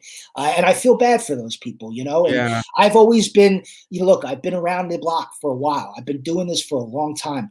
I'm telling you, when you put good vibes in the world, those good vibes will come back to you. And I know sometimes you want to get angry, and I know you want to say something hurtful to somebody because they said something hurtful about something that you love. But I always say, you know what? I'm good. I'm going to go do something that makes me happy, and I'm going to stay away from it. I know it's not always easy when you're so passionate about something, but I do think as somebody who is a veteran and an older gentleman, from experience, you put good vibes and you be good to people, and that comes back to you. And I believe wholeheartedly in that. All right. Well, Eric, thank you so much. Enjoy the movie, and hopefully I'll talk to you after the movie because I actually let's talk about it. Let's talk about it afterwards. For sure. I'll hit you up privately because on March 20th, I'm gonna have Sean O'Connell, who's gonna be on the show, and March 20th the movie is gonna be out. So if you just check your calendar, if you think you could talk about just the movie, just hit me up, okay? Yeah. Sean's a good guy. I think I'm quoted on his book too. I read his book. Yeah. No, he gave me a plug. He retweeted me and he says that you were a good grab. Thank you so much for joining me. I really do appreciate it. I really do, man. I really appreciate it, and it's good to know that you're a New Yorker. And let's go Mets. Take care. Enjoy the movie, man. We'll talk soon. All right, you too, Eric. All right, guys. Wow, that was fun. Eric Davis, man, he delivered, man. Over delivered. He gave us some insight, guys. Obviously, he's not. He stated that he had a relationship with the studios, So I didn't go in depth with the Ray Fisher situation and all that stuff because I'm not gonna put him in that spot. He gave me a clue. He says, he didn't want to talk about that, and I gotta respect that. And that's when your guest comes on and tells you that you have to respect their wishes because they're not going to jeopardize their relationship, what they have with the studios, with someone like myself, when he's trying to make a difference, when he's trying to bring positivity. So I believe that there could be Justice League 2 or 3, but it all starts with the Snyder Cut. It starts with the Snyder Cut on March 18th. I'm not sure whether you guys agree with me or not agree with me. I'm going to support Flash, and the reason I'm going to support Flash because we have a minority director, and a Latina being cast as Supergirl. That does not mean that I cannot support Ray Fisher, because I'm still going to support Ray Fisher. And how do I support Ray Fisher? By making the Snyder Cut the most successful movie. I mean, we need to make a statement that day, that week, that 2 weeks. We need to make a statement to Warner Brothers. Listen, we want Justice League 2, Justice League 3. We do that by keeping the HBO subscription. You don't cancel it after 2 weeks. You keep it. Because if they want to greenlit JL2, JL3, how are they going to do it without the money? How are they going to do that? So you keep that there, and you make Justice League, who, folks, the Snyder Cut, Zack himself said that Cyborg is the heart. That's how we make a statement. If Cyborg is the heart of Justice League, if he's the center of Justice League, then we make that sucker the most successful movie of all time. We watch it, subscriptions at galore. And we make it known to Warner Brothers that we stand with Ray Fisher. That's how we do it. That's how we do it. We could do both, folks. We could support Flash, but we still could support Ray Fisher. I know there's some that's going to disagree with me, and it's okay. If you want to boycott Flash, that's your prerogative. I'm not going to sit here and tell you that you're wrong.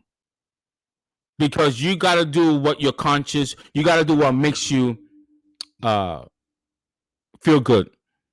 If boycotting the Flash is a way of your protest, I'm not going to criticize you. However, don't criticize me if I support Flash because I have a Latino director and a Latina playing Cyborg, and still support the Snyder Cut because the Snyder Cut is Cyborg-centric.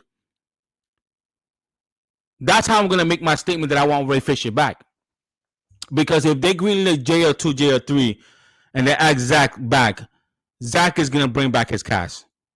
Zack is not, at least my opinion, Zack is not going to bring back, Zack is not going to do a JL without his people.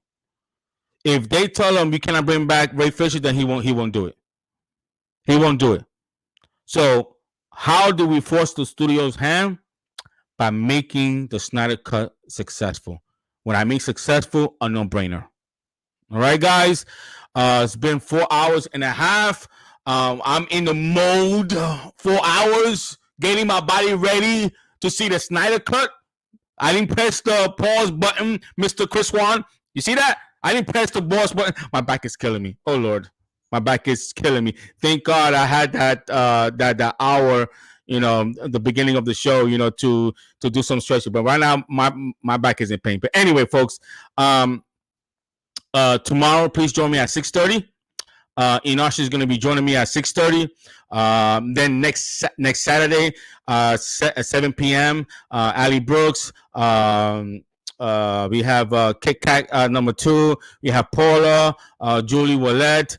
I know I'm forgetting somebody, but we're gonna have Gotham Osiris is going to be joining us next Saturday, and then next Sunday, Mr. Fabian Wagner is going to be joining us.